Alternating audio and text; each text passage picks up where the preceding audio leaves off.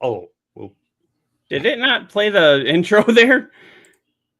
No, but I didn't see one. No, it didn't. Okay, we'll do it automatically here. Garbage in, garbage out. There, apparently I'm going to have to go in and manually do it because we're not going to have problems today. No, I mean- not at all. Not at all. Wouldn't be a show without problems. Right. But Right. if that's the worst thing that happens, we're doing pretty good though. So Yeah. Other than my Facebook isn't connecting still, but oh well. I ain't worried about that. all right. Well, since we are officially on Spotify now, let's start by saying welcome to the Garbage In, Garbage Out podcast. This is the podcast where we talk about anything, comic books, movies, games, mostly games, and pretty much anything else that just strikes our fancy. I am that Cyclops guy. I am a streamer on Twitch. You can also find me on YouTube. Pretty much all of the socials, same name all across the board. You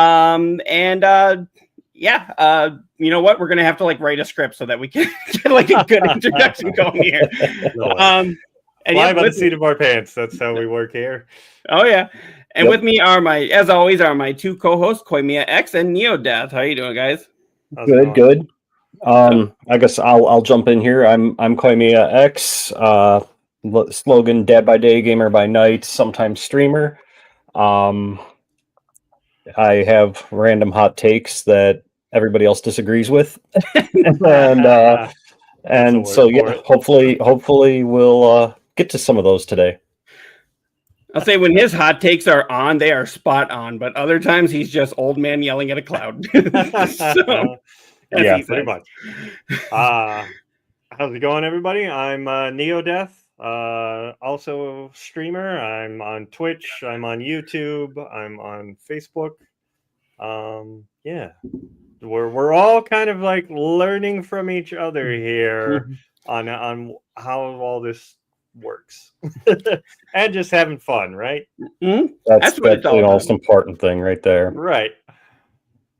And for once, I have my green screen actually working. I know you guys listening on Spotify can't see this, but I have the green screen working. I call myself that Cyclops guy because I am actually missing my left eye. Whole story behind that. But usually my green screen goes bonkers and somehow makes my missing eye missing. So you can see through my head and see the green screen. I mean, go watch our other videos. Go to our YouTube and check it out, everybody, because it is kind of funny sometimes. I know, the whole thing's missing. It's okay, I feel like the green screen is mocking me here. You're mocking not at all, aren't you? We do that, but not the green screen. Oh yeah. Yeah, did you see not last week's episode because we took a bye week? neo-deth, how was your vacation or your trip to the middle of the country? It was pretty good. It was a long fucking drive, but it was 7 hours and then 8 back because you gained that hour back. So yeah. My wife and I were kind of joking. We're like Ohio and Iowa, and I was like, he's going to Ohio. It's like, wait, no, I'm just. So guess what? When Canada becomes the 51st state, that's their name. They're Ohio. Yeah, I'm sure they won't want to do that. I'm going to ask Looker what he feels about that. Be like, well, how do you feel? Instead of being called Canada, you're called Ohio. There you go. I'm sure Looker has no objections whatsoever to that. Right. And I'm actually talking with them, and hopefully we can get Dingy and the Looker back on. So then we can have both of the DNL podcast people on our podcast. Yeah, awesome. That'd be awesome. Yeah, they were, or Looker was really cool. I still got to connect with him. He said he, could help me out with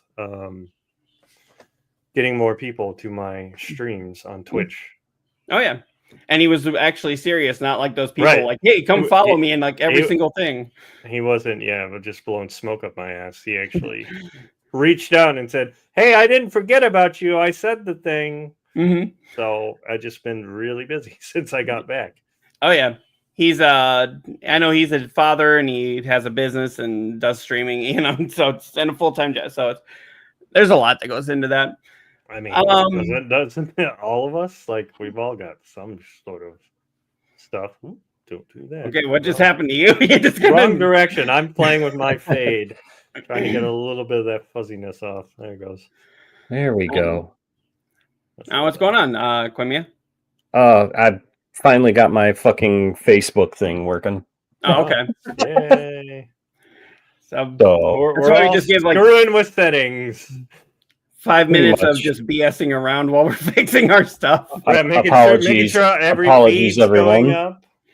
Like, You Yeah. know, when this started as a radio show, if I had to fix things like that, I would just throw it to a song and I'd be like, okay, a big song, let's do Master of Puppets by Metallica because this is going to take a few minutes. And then it would just For be like real. me and, everybody thought I was just sitting there. It's like, no, me like fixing things while I was in there. But unfortunately, YouTube gets really pissed at that. Yeah. For real. Let's take off some of the flood. All right. All right. So Let's do a fucking show. right. Oh, wait. We got to restart this, all right? No. Let us not do that. So, neo-deth, you actually just went and saw Thunderbolts today. Yes, I did. How Literally, like, drove back here and got on stream. is it as good as Endgame, as they're all saying?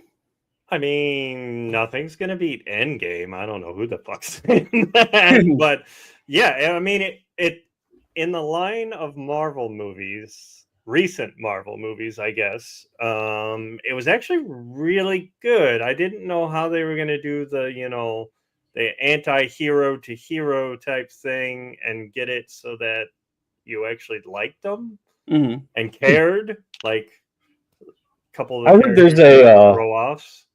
I mean, I don't know if this is going to be spoilers or anything, but I heard there's a really good, like, positive mental health message throughout this entire fucking movie. Yes, there is. I mean, if you, I don't know how deep. Don't spoil it. Just I'm not trying to, but like, keep it yes, there is. They've kept the character in the dark, kind of, but people kind of already know who he is. Okay. I know who you're talking about. Yeah. I know who you're talking about. Right. Okay. So yeah, we'll leave it at that. But it was actually a really, I mean, if he just went into it not knowing anything, they do the expedition in the beginning on who each character is real quick, 5 minutes. They go through each one, and then you're like, oh, okay, that's right. You're kind of caught up if you haven't been watching some of the other like Disney shows and stuff. Gotcha. But it was really funny. It was funnier than I thought it was going to be. It's kind of like a buddy cop movie type thing, like where you're, oil and water mixing them together, and they hate each other, but then they got to work together type thing. So and it actually worked out pretty well. It's been way better than like some of the other, like I said. Some of the other ones. Because it seems like after Endgame, Marvel movies are hit or miss. When they hit, they are right out of the park. But when they're miss, it's like, dude. Well, yeah, and this is what I was kind of saying before, is like they had so many projects going that no one knew what was going on with each one. They didn't have like the overarching story through them like we had with the movies recently, right? Right. So when you started going more into the TV shows, you also had to do kind of homework, right? You had to watch that show to kind of know what was going on. Right. And then you had this show going and this show going. It's like that meme of like me trying to explain, and it's got, is it Charlie Day or whatever? And yeah, all the post-it notes and everything. Right. They weren't communicating to each other on what they were doing and what the overarching story was. So it was like picking up a comic in the middle, and you're like, what's going on? Gotcha. Well, yeah, that's why I was saying I went and saw Doctor Strange and the Multiverse of Madness, and I had not seen any part of WandaVision at that point. So I was sitting there going like, wait a second, she was helping them in Endgame. Right. She was trying to stop the world from becoming. If you missed WandaVision, you had no clue what was going on in Doctor Strange. Right. I was just sitting there like, she's a villain now, Right. and she hasn't shown up since then. Why did she like want to help everybody, and now all of a sudden it's like, well, screw everybody. It's like, did you ever go back and watch WandaVision? I haven't seen the whole thing, but I have at least understood what was happening in the movie now. Because that was actually one of their like really good series that I was like really surprised with, and it kind of makes sense when you go that way. What was that? Or whatever. Did you watch the Agatha one? Yep. I mean, I'm pretty caught up on everything. The only thing I haven't watched is the new Daredevil. I'm kind of waiting for that to be finished. Awesome. Yes, I've heard it's really good. I just have not sat down to do it or to watch it. As I was saying before we went live, the only time you can get away with just kind of throwing random information in there was Daredevil, or not Daredevil. I'm sorry, it was Deadpool. And that's like, remember when they were like, oh, just like in Loki, season 1, episode 5, that was totally explained. And it was like, okay, we're just going to go with that. But he's really the only character that can get away with that. Yeah, he's the only one that can break that fourth wall and acknowledge that kind of stuff, which, I mean, you kind of need that sometimes. Yeah. But, I mean, just going into it, like I said, a popcorn movie, it was great. If you're going in with the Marvel, like, fanboy, you're like, okay. And then what really hits is the end, the very, very end scenes. Like, really hit it for me as a fanboy. I was like, oh, fuck yeah, we're back. We're fucking Marvel's back. I heard it's got like one of the longest post-credit scenes. Yes. Of all Marvel movies. The very last one is like a 2-minute thing. Yeah. And they're just kind of having some fun, and then it kind of ties in. It hits the fan. Well, kind of, and it just sets you up for the next movie.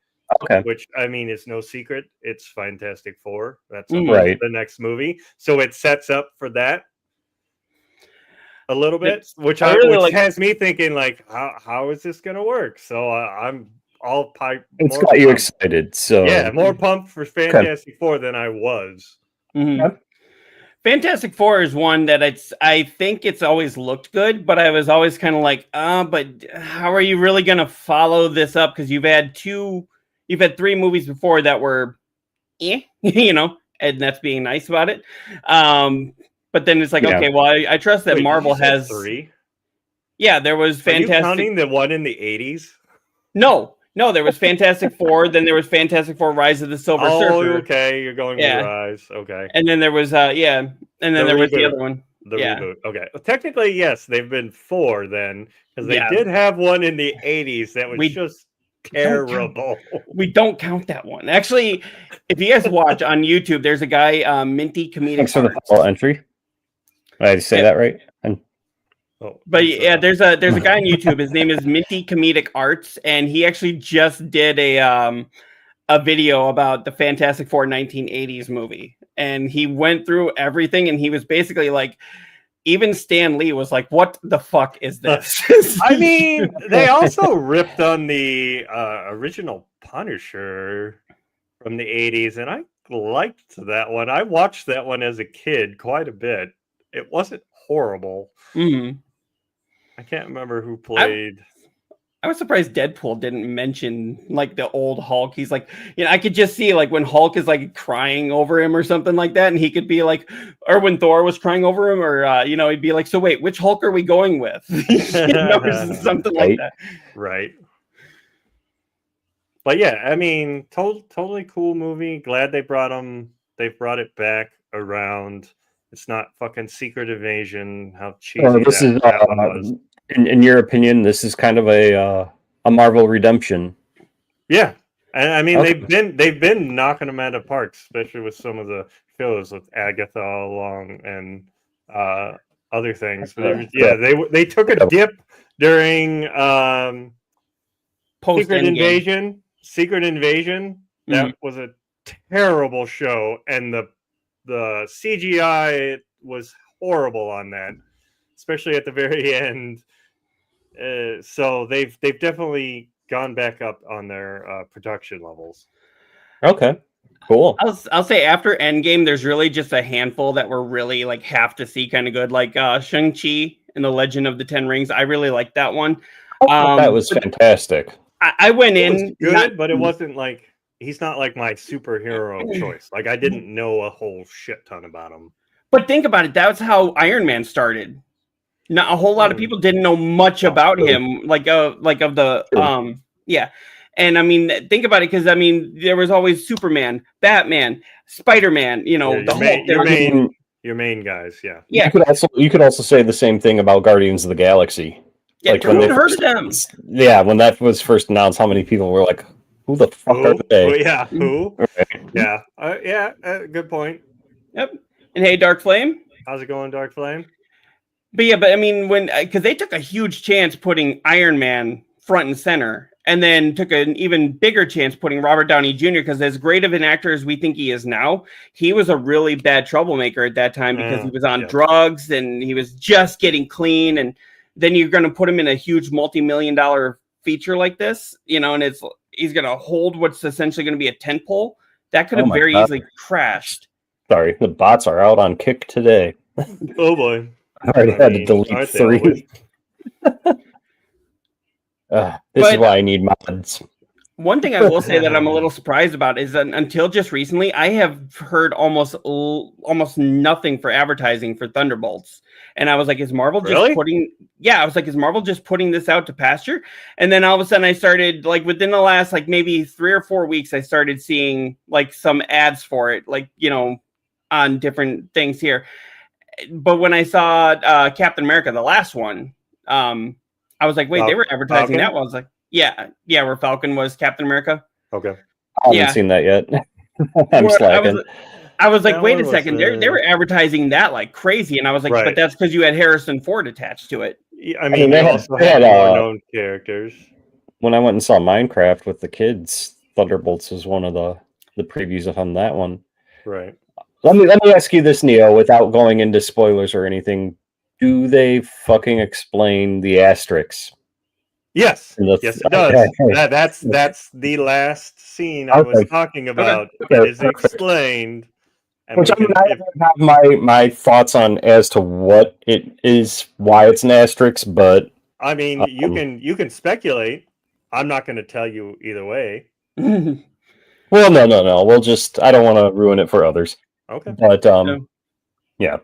So that's good. I'm super excited. I was gonna go see that movie this weekend, but we're just a little tight on money. And we want to see it in the IMAX. So we were like, you know what? Let's wait until next week when we get paid, and I will just try to avoid like all the spoilers and everything. Right. Good luck with that. Yeah. Well, I was like to you, sir. With Deadpool, I told Rachel, I was like, okay, either opening night or the next night. We're going to see. It has to be. And I mean, I don't know if, like, again, we're back on, like, they're not well-known characters. I don't know if a lot of spoilers will go out. I mean, usually, like, the main ones, they try and not do that. Mm-hmm. But yeah, and even the Thunderbolts, the name, they explain where it comes from and the origin of it. It's pretty funny. I still say that Deadpool should take over Stan Lee's cameos and just show up in every single movie at some point. Yeah, I mean, you could do that. Just have him just be in the background, one scene. Mm-hmm. And it'd be so perfect because, I mean, that would just be one fourth wall break and he'd be like, oh, yeah, so that guy... Oh man, wait till you read the comics. Maybe once they do the next saga, the mutant saga, maybe he will start showing up more in the background. Yeah. I was thinking in the next Thor movie, it'd be so funny if he just randomly shows up and he goes like, "Hey, what's up, guys?" And Thor, knowing that he was the one crying over, goes like, "Who's the?" And we need that the rest of that story from that movie. So, well, I just think it'd be funny if Thor looks at him and goes like, "Who the fuck are you?" In a PG-13 movie, and he's like, "What did you say? What did you just say?" He's like, Disney said I could be the one to use that word. It's just like, freaked out. That would actually be pretty damn funny. Damn it, Feige! And then, like, you know, he goes up to like Nick Fury. He's like, "I'm gonna show up in Secret Wars, and next time I'm the one who says it." And then just walks away. And then like Thor's like, "Seriously, who was that guy?" And Fury like could add a little mystery to Fury and be like, that's a guy. You don't want to know. That's a whole thing." You know? Just a guy. Just a guy. Like, we'll explain it to you later. And then they just move on like nothing happened. But yeah, That'd be fantastic. Yeah, I'd say go see it. It's a pretty good movie, good popcorn movie, and especially if you're a fanboy, fits right in, sets up for the next one. All right, sounds good. So I'm going to enjoy it next week. Do not spoil it for me. Nope, we can talk after you see it. All right. Next week. All right. Koimiya, you got to go see it too. Tell your kids. Yeah. No more Minecraft stuff. Just be like, hey, I had to suffer through Minecraft. You got to suffer through it. I'll get right on that. Actually, they would probably like it. You know, they're into the Marvel movies, so yeah, I could see them being like, okay, yeah, let's go see it.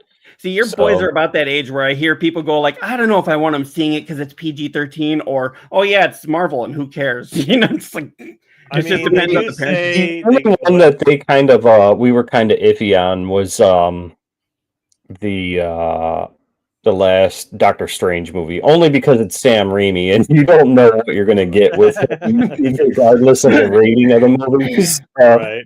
There were a couple of times where my wife was like, "Is this too much for you guys?" And they're like, "No." And we're like, "Okay." And then the Guardians of the Galaxy, when the whole scene with Rocket and his whole like history, you know, God, that kind of, you know, we were kind of like, "Is this okay with you guys?" And they're like, "Yeah, we're fine." Okay, you know. The funny thing is, though, is I think back to when I was like my older son's age. He's 12, and I'm like, I was watching Evil Dead 2. Right. At 12 years old and stuff like that. So it's like on the one, and you know, again, Sam Raimi, you know, like, yeah, but we were built different back then. I mean, yep. And then Dark Flame said, all I've heard of the Minecraft movie is that people completely trashed the cinema with one particular scene. Yep. Yeah, chicken jockey. Yeah. Here, Dark Flame, I will sum it up for you this way. The CGI is good, and that's it. Like, I don't know how you feel about Jack Black and all that, but watch previous shows if you want my unbiased opinion on Jack Black. See, Jack Black, I think, is really good, but at this point, I think he's just kind of...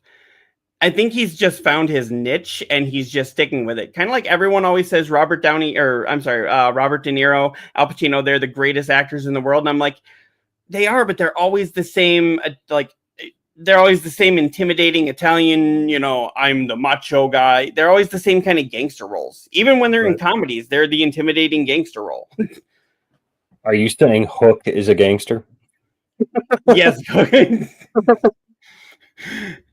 Maybe. I mean, he kind of is, isn't he? Yeah, I guess. Says, I haven't seen it, but here they are. Put signs up that if you trash our place, you'll be removed. 0 tolerance. Yep. A lot of theaters went that way. Yep. I mean, it seems like that was a minimal thing that was happening, but it's like it was just so bad at those theaters it became big news. I mean, it can't be any worse than normal going to the theater. I mean, maybe it is, but like it's constantly you see people that just leave their trash on the ground or whatever. I understand that they were throwing it and whatnot. Yeah. I think it's because they get a whole group of them doing it and they're all just whipping it at the theater to the point that it was breaking some of the screens. Oh, yeah. That's a bit drastic. But I'm like, if you went to a Rocky Horror Picture Show screening, but then again, then you're expecting it. That's exactly what my wife's argument was too. But you know, the Rocky Horror Show. But like you said, that's kind of like what it's known for. You know, and you only do one showing of it or 2 showings or what, you know. Right. Yeah. So, yeah. So Brian, or I'm sorry, so neo-deth, just. If you had to grade it right now, 0 out of 10, what would you give it? And would you recommend others go see it? I would give it a 7. A solid Yeah. 7. Okay. Yeah, and I would Okay. definitely go see it because it definitely was way funnier than I thought it was going to be. Thought it was just And- going to be, all action with all the characters that are in there, but yeah, it was way. It had some funnier than heart. I thought it. Yeah, and it definitely had that. And back to what Cormia said, it definitely has some mental stuff in there. Also know that there are I think 2 swear words. I think they use asshole and I think shit. I think. Yeah, I know. That's pretty typical for them. Right. Pulse. But it was still kind of. It's always a shocker when you're in a Marvel movie and someone swears. You're like, wait, what? Especially when it's one of the heroes. These characters. And The F-bomb dropped in Guardians of the Galaxy was fantastic. I will give them. They timed it so perfectly too. Did. It's like you knew it was coming in the movie because everybody made mountains out of molehills. Oh my God, they dropped the F-bomb in this Marvel movie, so you knew it was coming somewhere. But the scene that it actually happened in is not what you expected it to be. So that was the perfect time. Well, they had kind of hinted at it twice before. I think it was in. I don't know if it was in Homecoming or Spider-Man Homecoming or Spider-Man Far From Home. Yeah, Spider-Mans. Yeah, and it was Aunt May who she saw Spider-Man show up and she saw him rip off his mask and she was like, "What the fuck?" And then it cut right before she said it. Yeah. And then again in I want to say it was Avengers Infinity War at the very end when you saw that he was that Fury was texting Captain Marvel. Well, there was that one, and then there was also the second Spider-Man when they have the Doctor Mysterio video, and he announces that it's Peter Parker, and Peter Parker's like, "What the fuck?" And then they cut it again. Yeah. So they did it 3 times before. So when Guardians dropped it, it was like, "Oh my God!" And it came out of Star-Lord of all people. When he's like, "Get in the fucking," or open the fucking door. It cracked me up. So I know I was about rolling in the theater when I saw that. My wife was sitting there like, "Did he just say that?" And I was like, "Yep, he sure did." Well, and it was I remember in the second Avengers movie, Age of Ultron. Remember, what was it? Tony Stark at the very beginning, he gets hit and he's like, "Ah, shit." And then you hear Captain America go language. So then anytime you hear Captain America go "Ah, shit," everybody's like, "Watch your mouth, young man." Right. You kissed your mother with that mouth. And I'm like, to hear Nick Fury, Samuel L. Jackson scold somebody for swearing. Pretty much. So, but yeah, so aside from, I'm sorry. We got Dark Flame. Gas. They used asshole. Unacceptable. How dare they? This is a children's movie. Throw the popcorn. I went to see Deadpool, and there was a dad in there with his young son. And I want to say 20 minutes into the movie, we saw them walking out. And I'm like, what movie did you think you were coming to see? Right. Yeah. They were pretty...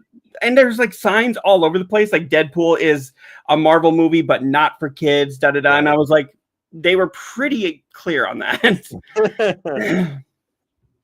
Yeah. People I'm when the last Ronin movie comes out, I'm like, you know what? You're going to get all these people who are Teenage Mutant Ninja Turtles. And I'm going to be like, yes, but no. Yeah, my kids are so excited about, my younger one especially is excited about that one. And I'm like, okay, but it is Hollywood. They can butcher it and probably will. Well, the kid probably won't care if they butcher it. It's just I'm afraid of the kid being scarred that the 3 of the 4 turtles are dead. Yeah. I don't think that'll bother him though. And it's 2025 for fuck's sake. Can't believe it's that they swear in movies. Yeah. And I mean, we've had full on almost pornographic scenes in R-rated movies before, and yet we're still worried that somebody's going to drop the F-bomb. It's kind of like South Park. Remember, horrific, deplorable violence is okay as long as people don't say any naughty words. Right. Pretty much. Damn it, Canada. Where's the liquor when you need it? Blame Canada. It's Blame all their Canada. fault. It's all their fault. Damn Canada. But yeah, so speaking of things that have been censored in the past, I'm just going to use that as my transition here. I don't know about you guys. Up, here we go.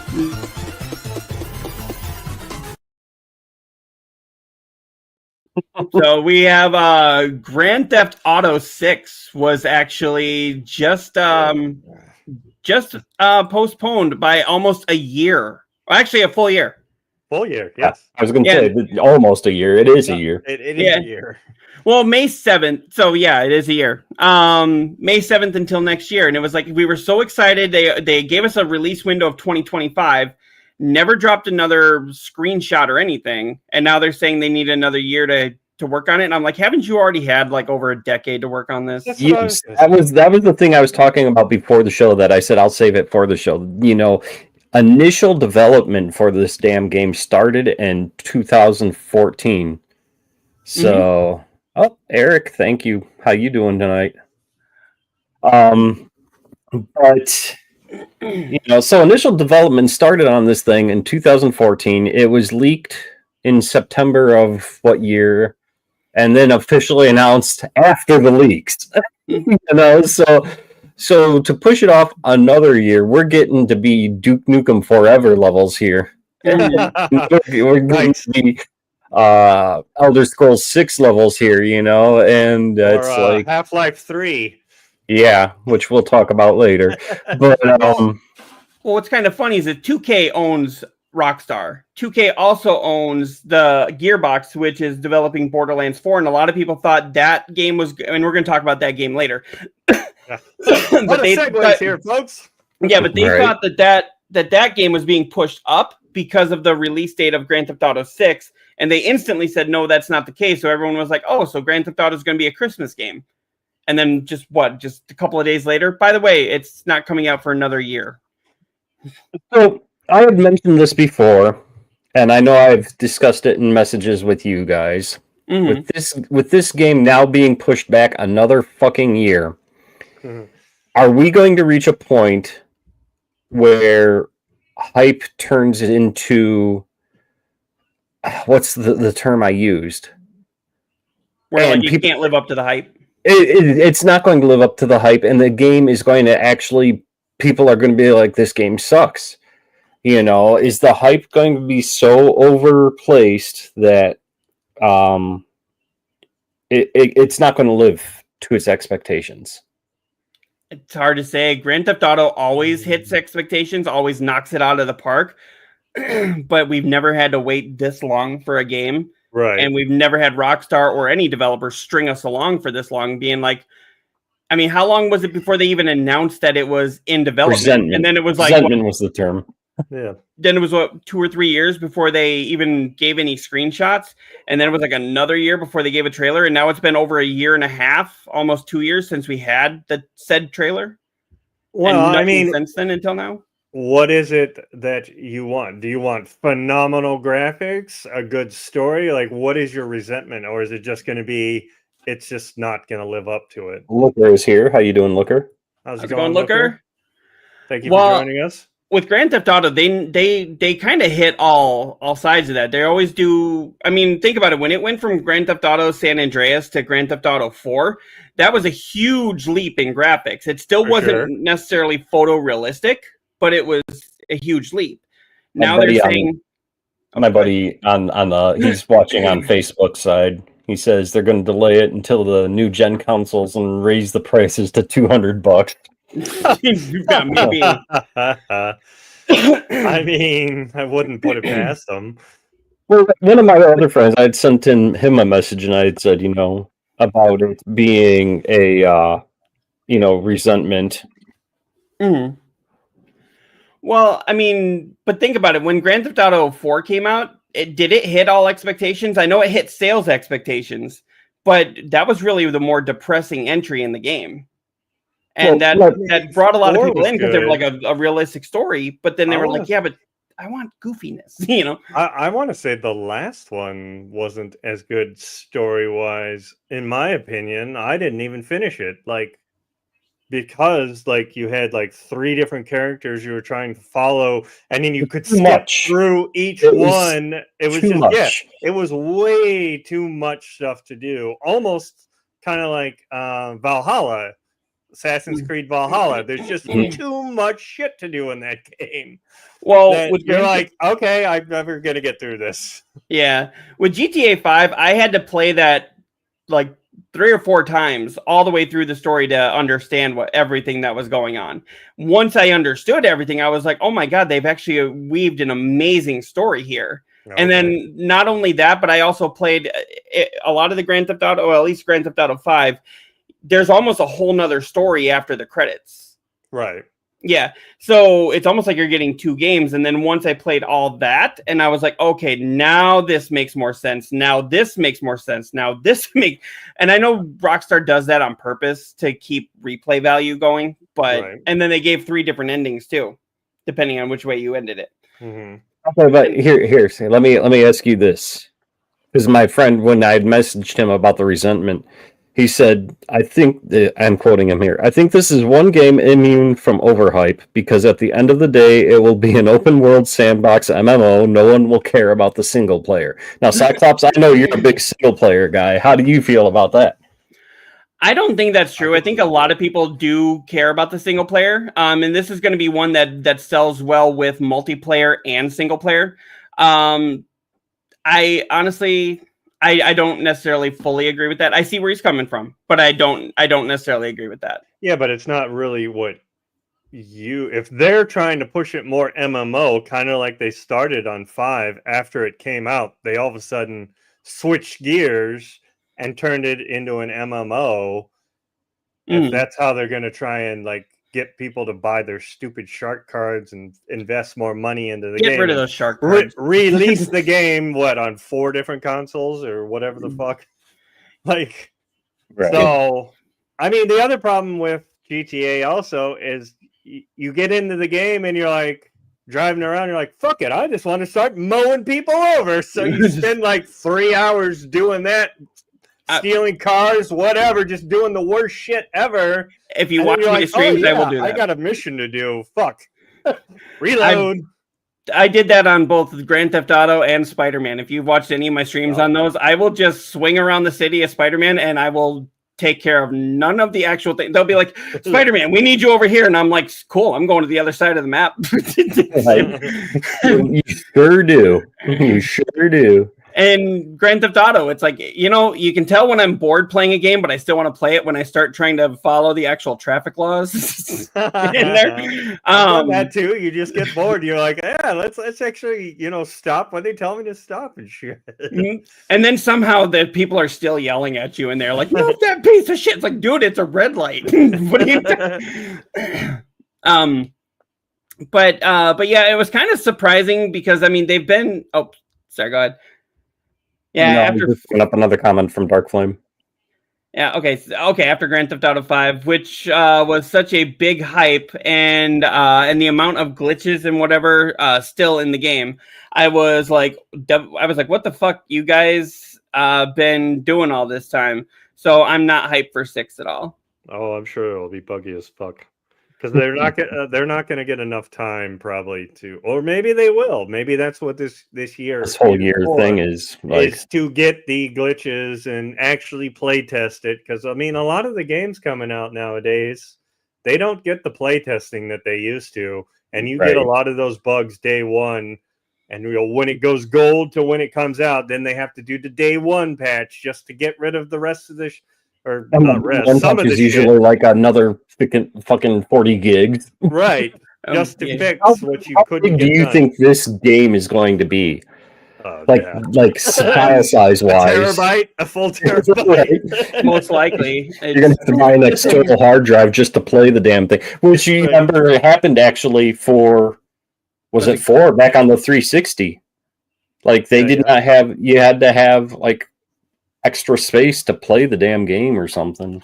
Well, didn't that just recently happen with some of the Call of Duty games? Because those things are freaking massive. Oh Christ, those games are huger than all get out. Well, here's my question: does every single Grand Theft Auto game always have to double or triple the size of the map? Yeah, that's where I it becomes a mean, problem, because that's then you the got same to. thing that Assassin's Creed was having a problem. When you finally got to Valhalla, they had made the map so big, so much to do.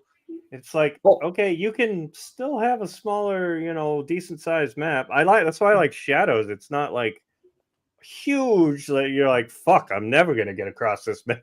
well, let me say this, because Odyssey was actually the biggest map. Valhalla actually was a smaller map, but had Was it? more to do, Okay.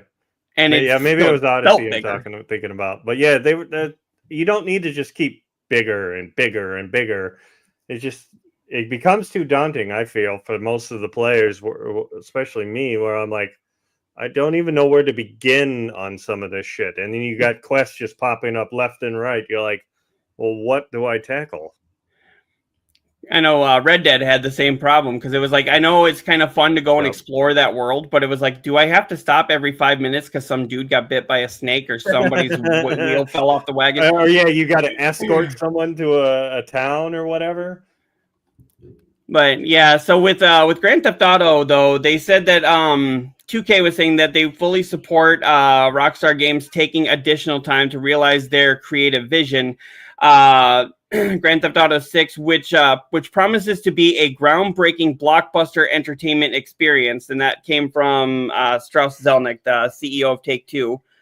So I mean, the problem is with this, I think they hold their games so long because they want them to be a giant spectacle when they come out, and at the same time, it's like, how can I almost get an entire series of games in the amount of time it took you to put out one sequel? Let me ask you this. 3 Spider-Man games, So let me ask you this. Do you think this delay might be because they want to now remove some of the possible wokeness or DEI because of everything that is going on? No, honestly, because I don't think Rockstar gives that much of a shit. Because I mean, they always thrive on controversy. Yeah, I agree. I mean, but now is a different climate than when they first came out. If you had released this game now, the first Grand Theft Auto or the second one, whichever one really hit it, because the first one was top down, or second one was too. Third one. That's the one I'm going with. If you release that right now, how much shit would they be in? Well, they were in a lot of shit back then. Right, but it'd be even worse right now. Like they would completely ban the motherfucker. They'd literally burn the places down that were selling it type shit. Like it's I mean, I am hoping to God that when this game finally fucking comes out, that everybody's going to piss and moan about, oh, you went woke, because there's been a lot of shit in every game of Grand Theft Auto that could be considered woke or whatever, and I mean, it happened with Assassin's Creed, the newest one, and I mean that game is selling like hotcakes, proving that the vocal community or minority that are crying about this shit finally are maybe disappearing. Yeah. Well, as I've said before, the anti-woke people online are always the loudest, but the ones who are true fans are always going to buy it no matter what. I mean, you saw how much shit that Assassin's Creed Shadows got before release. And you see how much, it seems like anytime you have a black protagonist, a female protagonist, a gay protagonist, it's like, oh, it's woke. It's like, how do you know? We haven't even seen... Right. So it's a gay person or a gay black trans person, or whatever. I don't care. If you're giving me a great story, then give me a great story. One of the funniest things that I've seen recently was a lot of people were saying, oh, give them their own game. Don't make a black and gay Peter Parker, give them their own game. And then when they came out with this new game that's out right now called South of Midnight, doing phenomenal. So good.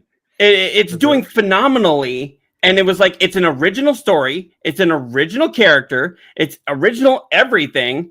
And now everybody's going like, oh, we didn't mean like that. This is woke. It's like, wait a second. Well, First you said give them their own game. They get their own game. It's a good game. And now aren't people also bitching because isn't supposedly Sweet Baby with South of Midnight? Didn't they have their hand in it? Sweet Baby did, but it sounded like they really tried to just keep it where they weren't trying to mess with the story, but they were in there trying to keep it where, you know, where they were focused on for in the story. They were trying to make it where, you know, if you were in South Louisiana, this is how people would talk. Right. This is how people, this is like what you would see. This is the hairstyles. More authentic. Yeah. So it's like, it's a fictional setting, but it's based off of an authentic setting. Right. Gotcha. Okay. The problem with Sweet Baby, though, is they get in there and they literally have said, we get in there and we try to scare the shit out of the CEOs and make them do it our way. And it's like, okay, now that's where you're just imposing your vision onto the vision that was already here. Like, I hear everybody saying they said this, but nobody has given me an actual like link showing me that they've said we're here to scare CEOs. I saw it on YouTube. I did see it. It's not one that have looked at a whole lot, but yeah, I'll find it and I'll send it to you. Okay, because it's like I said, people are saying they've said this, but I'm like, where? I have not seen it anywhere. So I'd actually like to get somebody from Sweet Baby Inc. on the show and just question them, like not attack them, but just question them. You know? Right.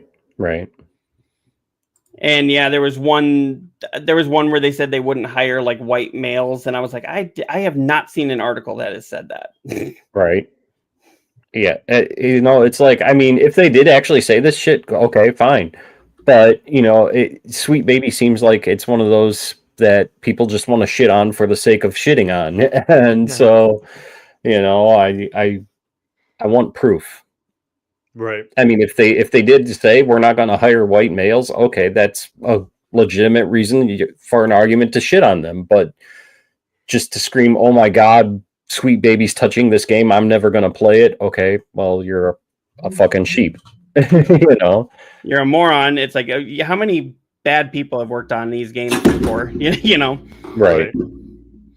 It's like, okay, now I need to know every single developer that has ever worked on any game ever, so that I know if they bad person, then I won't play it. Yeah, right. It's ridiculous. So, but yeah, with Grand Theft Auto, the response was mixed. Some users complained about waiting longer, like we are doing, while others welcomed the additional polish. The move will also impact wider industry, as GTA was expected to be a major catalyst for the sector growth at the time of the U.S. tariffs, when driven up gaming console prices are sparked to pull back consumer spending. Now, one thing I also noticed is that a lot of other developers were saying that they were trying to avoid the blast zone. So they were trying to adjust their release schedules so that they could avoid. Now I'm like, well, now you can release anytime in 2025 and you're not going to hit it.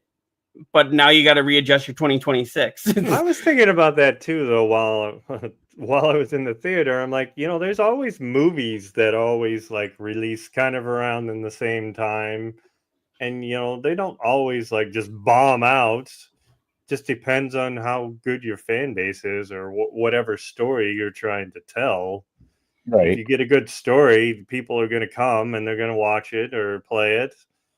So, like, I don't feel that was justified. I think everybody's just scared because they know. I think we're going back to the hype, right? Because you're just going to get everybody wanting to play the new GTA because that's like everybody holds that game higher up in quality and, well, not quality, but like story and everybody, you know, the different things that they do. Yeah. One thing, Rockstar is not the same company it was. I mean, as you guys kind of made fun of me with this because I'm like, now they're just more focused on making money instead of innovating. And I'm like, well, I know that with Grand Theft Auto 6, they're trying to innovate. They're trying to push industry standards. But at the same time, it's like, yeah, remember when they used to release games, like actually release games, not just years in between? It seemed like they got Grand Theft Auto Online, and then they just got rid of the story DLC. They planned for that, put everything online, and it was because then they could charge more money. They could charge more money. And I was like, you could charge for the DLC, but they could charge every step of the way with online. So here's my question to you: how many IPs does Rockstar actually have? Not how many IPs do they milk? How many IPs do they have? Because they only milk Red Dead and Grand Theft Auto. Mm-hmm. Well, What else do they? They've got Manhunt. They got Bully. They got Midnight Club. Red Dead. Okay, we already said Red Dead. Yep. Technically, I think they still have the gaming IP for the Warriors, but I don't know. And they just let Agent go. They apparently Agent is not going to be a thing anymore. Was it ever? I don't think that game ever even came out. No, it was announced in like 2006 as an exclusive for PlayStation 3, and then not another word. Because then they even had they had a little like mini game for it on Facebook, and I used to play the hell out of that mini game while waiting for it to come out. And I mean, it's like okay, Rockstar, you have all these other IP. I mean, I know Cyclops, you've been hyping a second Bully since fucking my firstborn was born, and before that, it's like okay, they need to. I think they need to go back and make more they need games. To come up with another IP or another story, but I don't think they, because it's going to get to the point, I believe, that people are going to get burnt out on their 2 cash cows. Right. Mm-hmm. And I mean, we already have to some extent, but it's I'd really like to see another Bully. I think that's been pretty clear. I'd also like to see I'd like to see a remaster or a remake or even a third Manhunt game. I know the second one didn't do too well, but if you think about it, like Rockstar used to innovate. Like Grand Theft Auto took balls. Bully took balls. Manhunt took balls. Really took balls. And it's like now they're just like, oh, okay, we got these 2 franchises. They do well. We're guaranteed money. Let's do that. It's like, come on. Yeah, but I don't feel that they've done that with Red Dead. They've only put out 3 Red Deads? Technically 2.5. If you want to get into that, I don't know what you want to call that. The first one. Technically, it has. Yeah, Revolver. Technically, it has Rockstar's seal on it. But I think it was actually made by Activision, and then Activision didn't want it, so they decided to sell it to Rockstar, who finished it, and then they put it out with their name on it. So yeah, I mean, I don't feel that one's as like, it's not like, we're constantly going on. I don't even know how you would go on with that one with the story. So, well, I'm pretty sure Revolver was like a prequel to all of them, right? Yeah. And then why did they name it Red Dead Redemption 2? Why didn't they call it like Red Dead, Devotion? Because now you've got 2 being the third game, but that's a whole nother thing. Right. All right. So I know Koimiya has been looking forward to this one, though. The other big game that was talked about quite a bit this week. If I can actually get it to pull up, that would be great. Yep, was Borderlands 4. Yes, sir. Oop. Yes, sir. I can't wait. I mean, I also liked 3. A lot of people shit on 3, said it wasn't the best in the series. I mean, it was weaker. I will give it that. 2 was that. I loved all 3. I also loved the Tiny Tina spinoff. That was actually pretty good too. Yeah. And so I can't wait for 4. It looks gorgeous. The silos that they talked about in the State of Play, which I know neo-deth you didn't watch, but the silos concept I'm really excited about. Can you explain a little? I honestly I can't.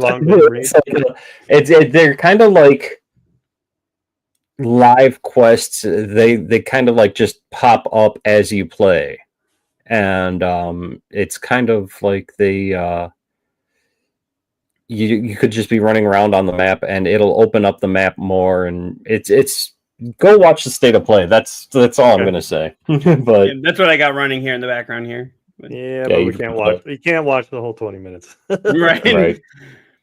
I But saw a couple of like someone break down some of the things, like some of the characters and whatnot, but I don't think they mentioned what you were talking the about. silo play, yeah. Yeah. Yeah. I I mean, don't it know. looks it's gorgeous like here, but it's like any other, looter. Like you're eventually going to get bored with it. It's all about the end game, what you have to perpetually make you want to keep coming back to play. Usually with these type of games is you'll get people that will like, "Oh, I got to get this best loadout, this gun, the best specs." And then once you get that, then you're like, "Okay, now what do I do now? What do I use this on?" For more farming, like that just gets boring after a while. All the looters like Diablo, Path of Exile, like they just all get like that eventually, where you're just like, okay, well, I'm moving on to the next game because I have killed enough of this same boss over and over again, and Well, I'm sick of it. talking about looters, did you get a chance to check out the first Descendant yet? No, I Or still the have final it on my, Descendant or whatever it is? yeah, I That still have it one's on my fun. thing. so I think it's kind of funny though. They put out the Borderlands movie thinking that was going to sell like hotcakes, and then they were trying to attach this to, kind of. I love how I stopped him. Like, hey, Good pause. But yeah, then they were expecting to attach this and be like, yeah, now the success of this is going to do this, and it's like more people are actually more into Borderlands 4 to get the taste of Borderlands movie out of their mouth. Right. Well, one thing I also like that they are actually going back to, as he said, the more grounded. It's not going to be as slapstick comedy as like the last couple had been, like 3 was. Or saying shit for the sake of being shocking, or controversial. Like, I don't know, they just 3 seemed to touch too much in reality, like the whole the brother and sister being influencers and shit. It's like, they're going back to being more of the sci-fi. Like, I don't know if you played any of the spin-off, like the Tales from the Borderlands games. Yes, I played those. Those are fun. Those were fantastic, and they had the right mix of humor, in my opinion, and seriousness. Humor and heart, as I call it. And it sounds like they're going back to more of that. I mean, obviously, you want to keep the comedy with like the Tiny Tina spinoff, because that's Tiny Tina, and she's just fucking nuts. And well, that goes to know what Dark Flame here was saying. Do you guys know if there's going to be a Tiny Tina's Wonderland 2? I hope so. I hope so. I mean, I hope so. It was a fun concept. It was different in the fact that, you're not playing an open world per se, and you had to go into the map or stage to play it. So that was interesting. And it was fun hearing, Luis from Bob's Burgers go completely apeshit sometimes. When? Isn't that Tiny Tina? Isn't she? No. Isn't the voice actress the same? That's not Kristen Shaw. No, it's Ashley Birch. Shaw. No, it's Ashley Birch, who also does Aloy in the Horizon games. Oh yeah, and so it's hilarious when you're playing the Lego Horizon game because of the fact that it's Lego. It's more, humorous and stuff like that. So, and they actually got Birch back to do the voice. So it's almost like they said, do Aloy as Tiny Tina for kids.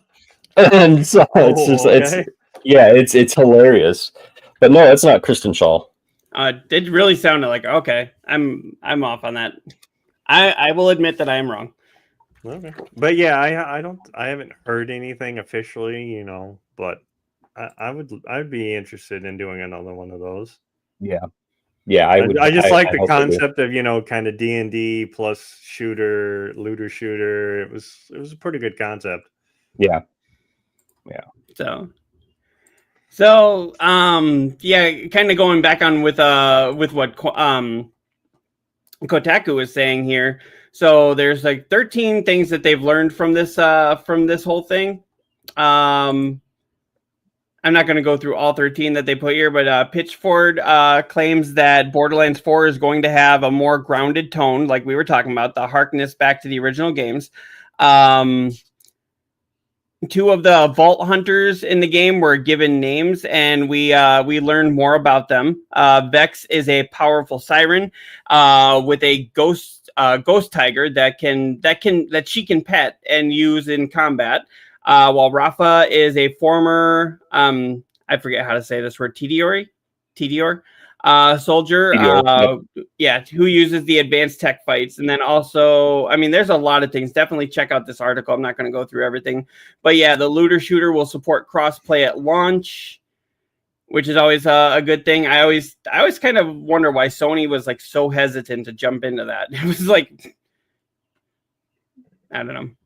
You know, the funniest thing is, okay, so go off on a side tangent here. You know, everybody shat on Sony so hard about the crossplay and them not doing it for the longest time. But everybody seems to forget about back in the 360 days when Sony came out with, well, not Sony, but Square came out with Final Fantasy.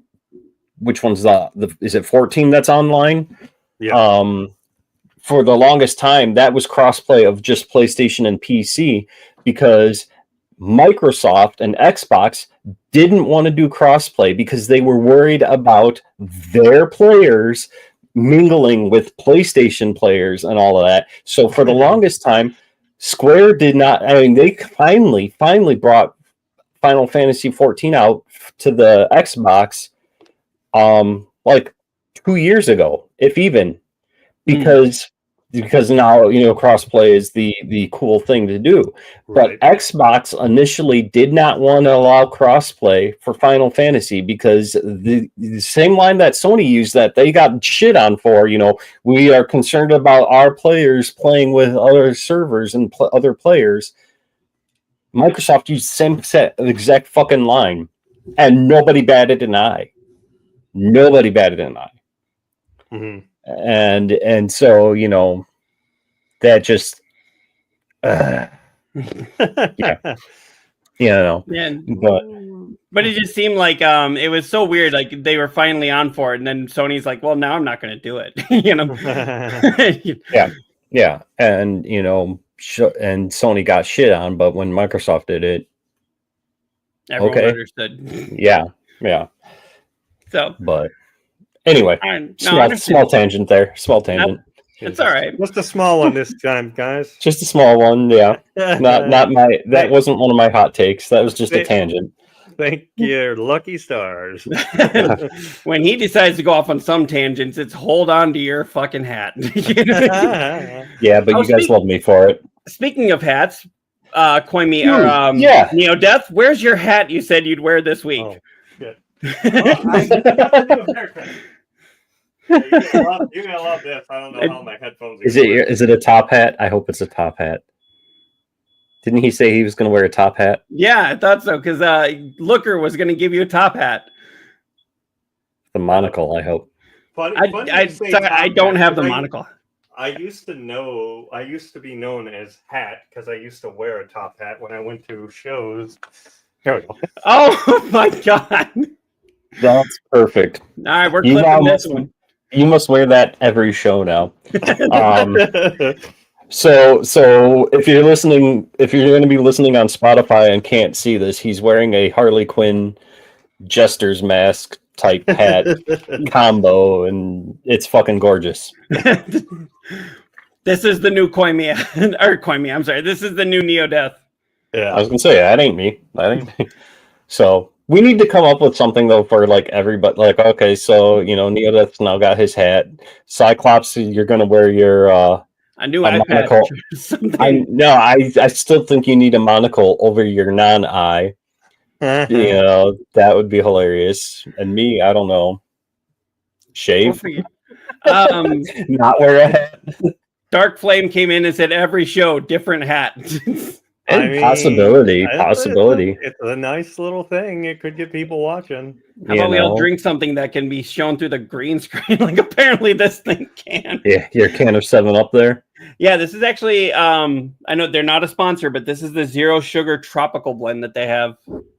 I haven't even seen a tropical blend. Yeah, they just started selling it. I don't know, maybe they have it at your Quick Trip, maybe not. But yeah, this is tropical. No, they don't. I would have been on that if they did. He would have been on it. They have the regular and they have a zero sugar. And I tend to try to stick to the zero sugar. I will probably try a regular one just to see if there's a different taste, but I stick to zero sugar. We didn't at Quick Trip, we didn't even get the Shirley Temple 7-Ups. Oh, the cherry one? No, we got normal cherry, but they actually had like the Shirley Temple Kitty Cocktail. It was a limited time only. And I think they were only available at like Woodman's and shit. We didn't get them at Quick Trip, but they were really good. Quick Trip, if you're ever up in the Wisconsin or some, I think you're in Minnesota too, and Illinois, northern Illinois areas. Dude, they're slowly taking the states over one state at a time. It's Wisconsin, Minnesota, and Iowa are the main ones right now. They got a couple in Illinois. There's a couple in the UP. And then the Dakotas. So and it's Quick Trip with it's Quick Trip with the K, not the Q. That's the Wish version, the Q one. So I have looked at moving to the Kansas City area, and I saw when I was visiting there, I saw it was like Quick Trip, but it was with a Q and it was all spelled correctly. And I remember sending that to you, and you're like, "Don't go there. That's the Wish version." I had already been in there, and it was like probably one of the cleanest gas stations I'd ever seen. But it was like a large area where there was just nothing there, and I'm like, "Okay, I get it. Are you going to have like customers have a party in this area because that's a lot of space here?" Well, it's funny because everybody's all up in arms. Well, not up in arms, but they're saying now because Buc-ee's is trying to move into Wisconsin, and everybody's like, "Oh, Buc-ee's is going to destroy Quick Trip," and da da da da da. And I'm like, "No, they aren't." And I'm like, and quite honestly, Wisconsin doesn't want Buc-ee's here because it's like there's been 2 attempts now.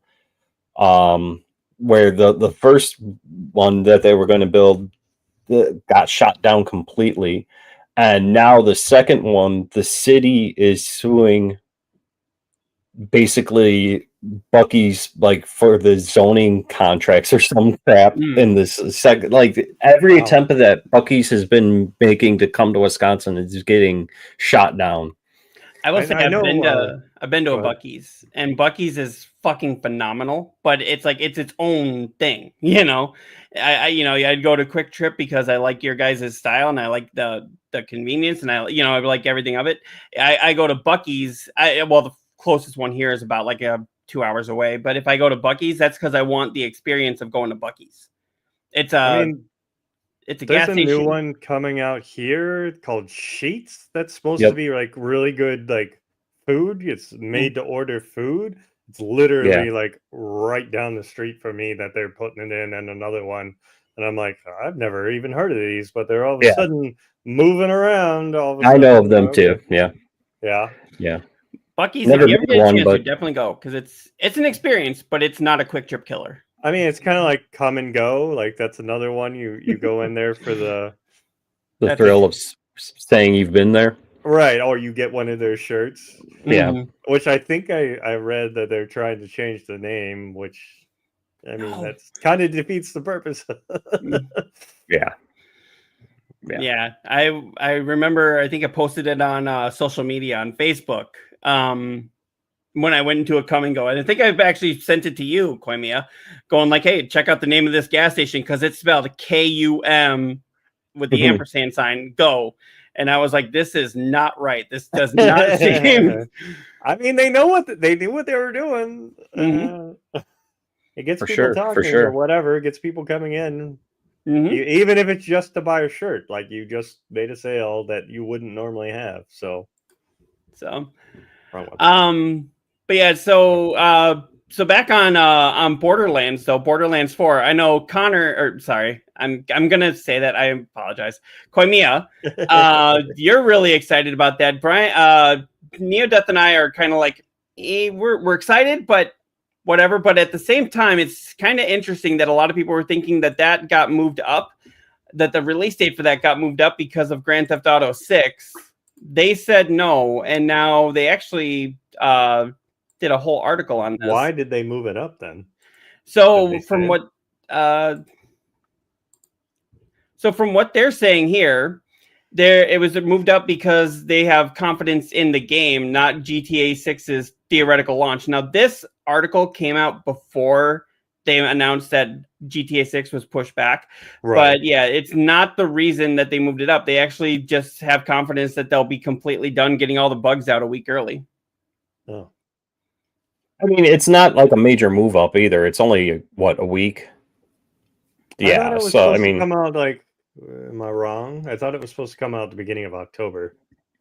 No, it was like the last week of September, and now it's like earlier week of September. Okay, then I'm wrong, because I thought it was supposed to come out in October, but then they're now pushing it up into September, which is where most of those games came out, usually in like September. So that's why I thought they were moving it. I mean, before this, but yeah, I guess I'm wrong on that. No, I think initially it was supposed to be like September 25th.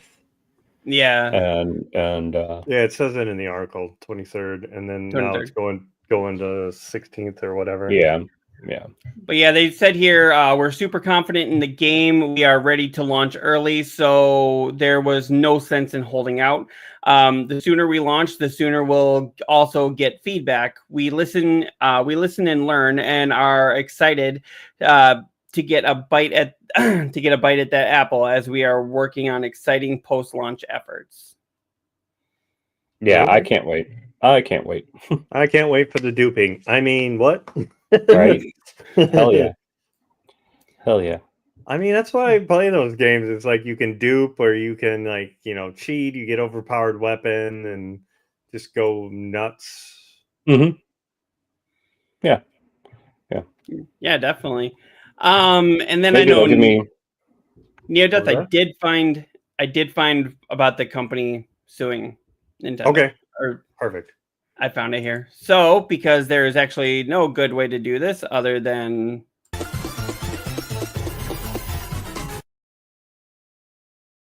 how do you explain that to the people that are listening? That is our segue sound. A little graphic that pops up. I guess you just have to tune into us, folks, on YouTube. Watch us, yeah. We do things and we don't necessarily know what we're doing. So, bite your tongue. We're professionals here. Suck it in. Or something. I like to go on like we're professionals ? I always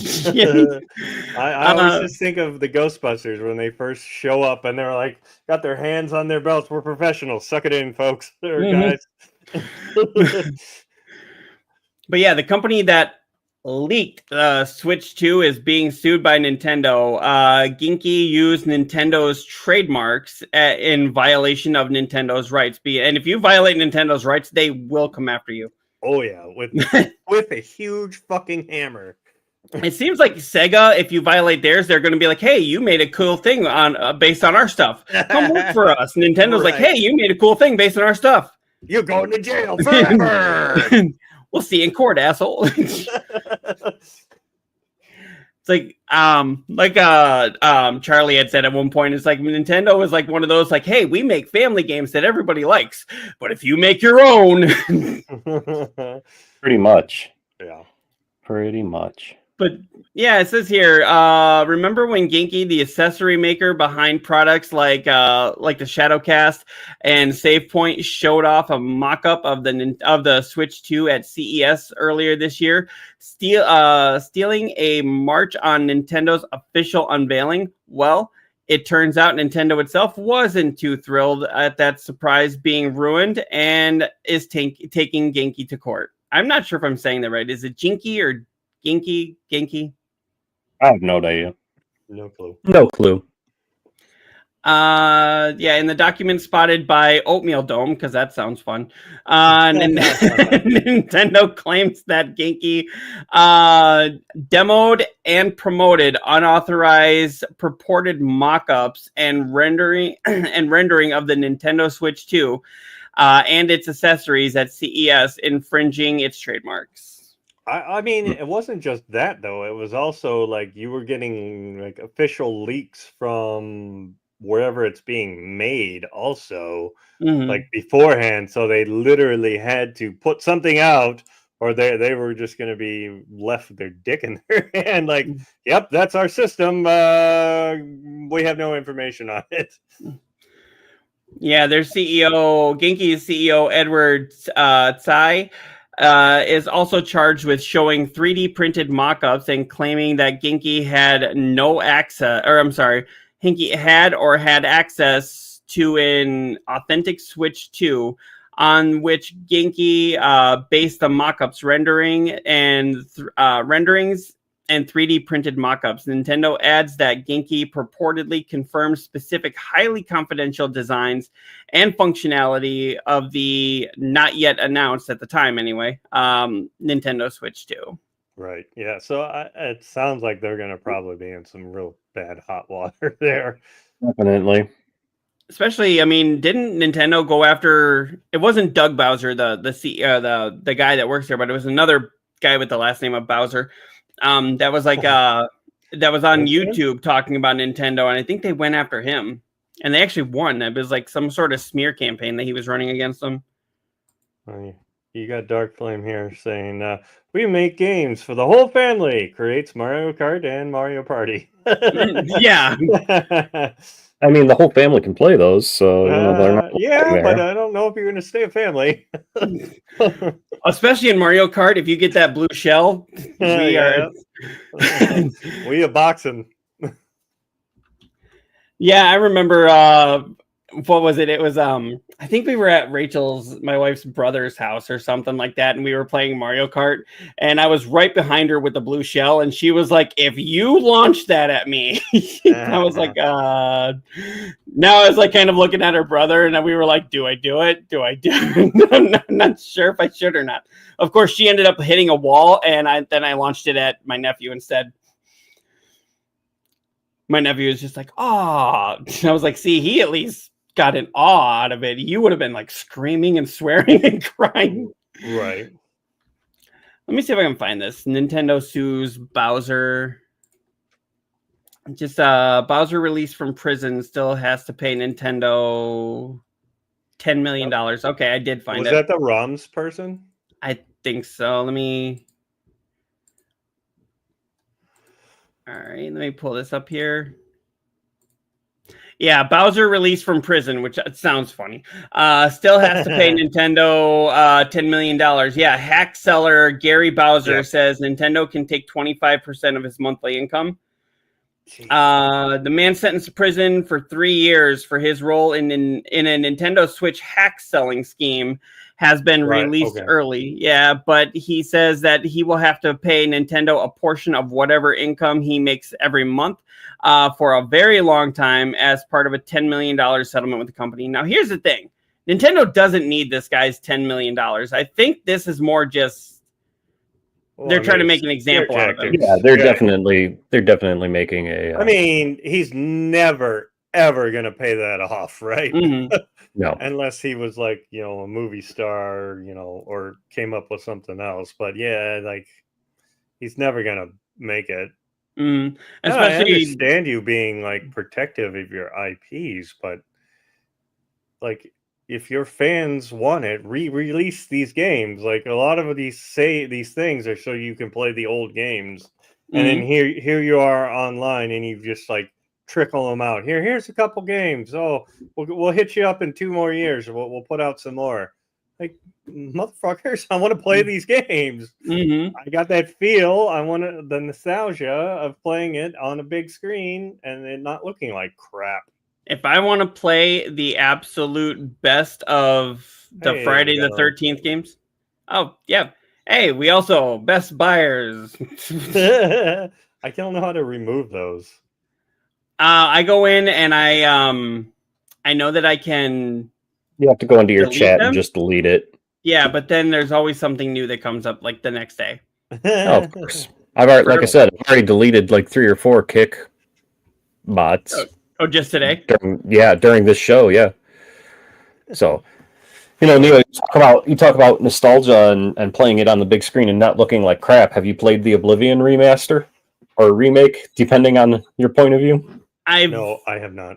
I've downloaded it, but I haven't played it. I haven't even bought it. It is gorgeous. I'm loving it. I remember I was gonna buy that game when it first came out on PS3, or not right when it came out. At some point, I was like, "Oh, I should get that game," but it just never did. So I don't have that nostalgic feeling because I've never played it. I never played the original. neo-deth. My wife just walked in and can see what you're wearing, and she's seeing it for the first time.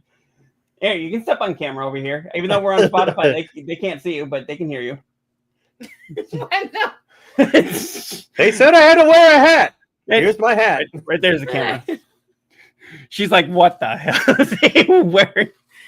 It's Harley. I know that. She's like, yeah, it's Harley. It's just like, what the?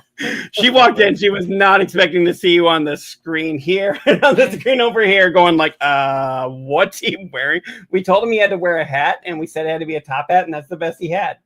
I mean, I do have a top hat somewhere, but... Oh.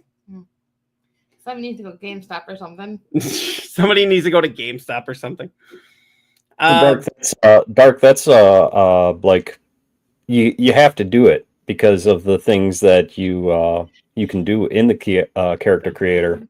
Weird Faces is like almost a tradition of Oblivion, apparently.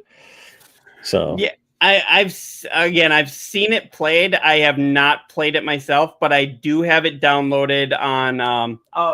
Rachel, Dark Flame says hi, Cyclops' wife. I don't know if you heard. She's like hi. But yeah, I've seen it played. It looks like a lot of fun. And I've seen people saying like you need to do a few side missions before you start the main missions, but that's almost any RPG. Yes, Facebook keeps popping up like different videos of, hey, you can get the best weapons super early, or the best arrows and the lockpick, and I'm like, now I kind of want to play and go get those things super early and just like murder everything as I'm going. It's so good. It's probably going to be my next platinum. Wow, so that's pretty big for you. It'll be platinum as big as you streaming. Dude, it'll be platinum number 3 for 2025. But I'm just going to ignore that comment. But yeah, no, it's, you know, I started streaming Claire Obscure, and Oblivion has just taken over my life. Really? And so it's like I want to finish Oblivion before I go back to Claire Obscure and give it the attention that it fully deserves, because I've been hearing nothing but great things about Claire Obscure. Right. And like the hour and a half to 2 hours that I've played of it, I've absolutely loved. And speaking of that game, is the main character based off of Robert Pattinson? Because I've watched your playthrough, and I'm like, that dude the main character, the guy, looks like Robert Pattinson. I'm like, I don't see Robert Pattinson. I just got instant Jake Gyllenhaal vibes. Like, I can see that too. Yeah. Here's the fun thing I didn't know right away is that guy is actually voiced by Charlie Cox, Daredevil. Oh, really? And yeah, I didn't know that. So but I was, when I was playing it, the one girl, like as soon as I started playing it, I'm like, she sounds like Shadowheart from Baldur's Gate 3. And so I Googled it, and it's the same voice actress. I'm like, that is totally fucking Shadowheart. And then I know that the guy who does Gollum, I can't, Andy Serkis he voices some character in the game, but I have not come across it yet. So because I went and I looked at the characters, I'm like, is it Robert Pattinson?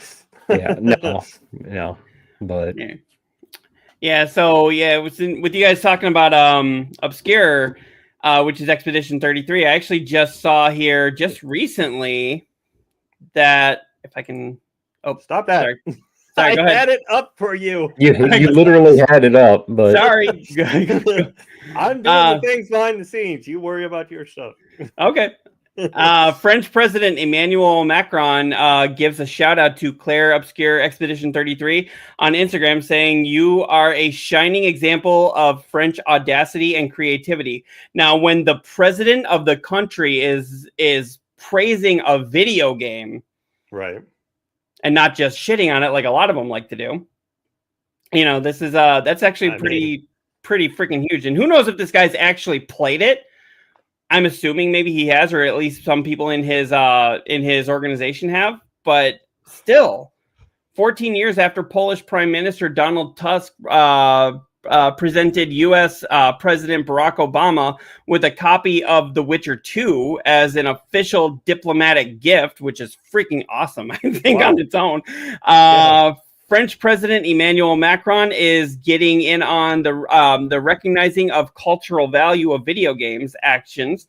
No, he hasn't added Donald Trump to his Steam friends list, but he did take a moment out of his surely busy day to shout out French developer studio Sandfall Interactive for its big success with Clair Obscur Expedition 33, saying 1 million copies to date of one of the best rated games in history. And yes, it's French. Macron wrote on Instagram that was actually translated by Google, saying congratulations Sandfall Interactive and all the creators of Expedition 33. You are a shining example of French audacity and creativity. Why can't our politicians sit here and say how great video games are? Why do we have to blame them every time something bad happens? I mean, different culture. Well, the funniest thing is this is Sandfall's first game, and I believe it's a team of 30 people, and the game is just phenomenal. So for the president to recognize that is just freaking awesome. And you know, it definitely, I'm happy for them. And I saw an article that said that, you know, a lot of people were concerned with Oblivion Shadow dropping the same essentially day that Clair Obscur came out. That, you know, they were asked if it's affected their sales at all, and the developers of Clair Obscur have said flat out that it has, but not in a bad way. It's actually helped their sales because now with everybody playing Oblivion, they want to play more RPGs. Right. And so they've got more people checking out this Clair Obscur. And I think the fact that both Oblivion and Clair Obscur being on the Game Pass, that's probably helped out immensely too. Oh, I'm sure. You know, especially with, you know, it being Sandfall's first game, and people are going to be like, I want to check this out, but I don't want to necessarily drop money on it. With it being on Game Pass is a nice touch. But yeah, I highly recommend. It's been getting nothing but great reviews, and I highly recommend it. Like I said, I've only played about 2 hours of it. I literally got past the first chapter, and I'm at the beginning of the second chapter, I think. Or maybe I'm at the beginning of the first chapter, and I got past the prologue. But you got past something. I did. It's going to be great, and that's why I said I want to finish Oblivion. And like my one friend said, Oblivion's 100 to 200 hours, whereas Clair Obscur is 30 to 40. My definition of finishing Oblivion is getting the platinum trophy, and thankfully, this trophy list or achievement list is a lot more basic than Skyrim's was. All right. It literally is basically for the platinum. All you got to do is finish all the main quest lines, and then finish all the quest lines in each of the different guild, all the Mage Guild, all the Thieves Guild, all the Dark Brotherhood, and all the Fighter. And that's it. There's no discover 100 locations. There's no hit level 50. There's none of that shit. It's literally just do all the main quests and you'll get the platinum trophy. Okay. So it's a turn-based combat though, right? Clair Obscur is not Oblivion. I was going to say no. Yeah, not Oblivion, but Clair Obscur. No, Clair Obscur is, but it's also got the kind of Mario RPG and all that, where you have to time presses to do more damage or to parry and block. Yeah. Yeah, and here I found this. I couldn't find the actual article, which actually just pulled up right here. Yep, they always put it in the stupid comments. Yeah, Clair Obscur Expedition 33 publisher says that the Elder Scrolls 4 Oblivion Remastered Shadow Drop actually benefited the game by drawing attention to quality RPGs that week. Yeah. we felt pretty confident that we could stand beside it. So I wonder if they knew that it was going to drop. And I wonder if like the insiders knew, or because I mean that Oblivion dropping kind of shocked the hell out of everyone. It seemed like that was one of the biggest, worst kept Yeah. secrets on the internet. That Shadow Drop was not a big surprise. I don't remember hearing much about it other than they were going to maybe work on Elder Scrolls, and I was like, why aren't we working on 6? You know, the one that everyone's been waiting for how many years? 8 years now, I think. Yeah, was when it was first teased. So, but I mean, it is cool that we got that, and it's great that it's helping out a developer that may not have gotten any of that recognition otherwise. Yeah. No, Clair Obscure is fantastic. Like I said, I can't wait to. I didn't know that it was a turn-based. That might actually pique my attention because those are my kind of RPGs. Yeah. Yep, it is. Okay. So I know. And what cracks me up is like everybody's. What cracks me up is like everybody's all now like yelling at Square because Square basically has said that nobody wants turn-based anymore, and that's why the last few Final Fantasies have been the real the real-time action. The and action. Now Clair Obscure came out of the left field and everybody's just singing its praises, and they're like, "See, Square, see." They want it. They just want it done right. You know. Right. Yeah. But I mean, Square was the one that originally made them, so you would think, like even like the Final Fantasy VII remake, I was like hoping that they were going to still keep that in there. And you could kind of tweak it to get it there, but it wasn't enough. It wasn't fully, no. Yeah. Yeah. Speaking of something that it kind of surprised me, I don't know. Did you guys hear about what was going on with Respawn? Layoffs? I briefly saw it. Yeah, layoffs. Well, yeah. I will be right back. Okay. You guys keep going. I'll be right back. Okay, no problem. So yeah, it was actually right here was, I don't know if you had seen this, neo-deth. Respawn cancels projects and they were hit with layoffs. I'm a little surprised with that because they do the Star Wars Jedi games, and I thought those were selling really well. You know, you always hear people heaping praise on those two games, which rightfully so. I don't know if you've played those or not. Right. Oh, you haven't? I think I did. Which ones were theirs? So there was Star Wars. There was Star Wars Jedi, and then there, which was Fallen Order. That's actually got the guy that played Joker or Jerome from Gotham. Yes. I played the first one. I haven't played the second one, and yes, those are actually pretty great games. I didn't know that was a Respawn. Yeah, so I was trying to think if it was that one or the shooter one that they put out like a couple years ago. So, well, there was. I honestly think Jedi, Star Wars Jedi Fallen Order, the first one had a better story, but Star Wars Jedi Survivor, the second one, had better gameplay. Okay. Like it was easier to navigate everything. I thought it was, and it still wasn't perfect, but it was a lot easier to navigate everything, know where you were going. There was another one of those where it's just side quest after side quest after side quest. But right. Yeah. So I did the first one, I believe. Yeah. So I mean, it was great, and they've already announced. I guess Stig Larsson, who is the director of the first two games and also directed the original God of War 3, he was going to be back, and so they've already said it's out of the two games being hit, it is not Star Wars Jedi. You're still going to get a third one. Okay. But they had also announced that they were going to do Titanfall 3 or possibly do Titanfall 3. And a lot of people are wondering now if Titanfall 3 is the sequel to Titanfall 2, which is one of the most best and underrated games on the PlayStation 3. Actually, just first-person shooters of all time, I think.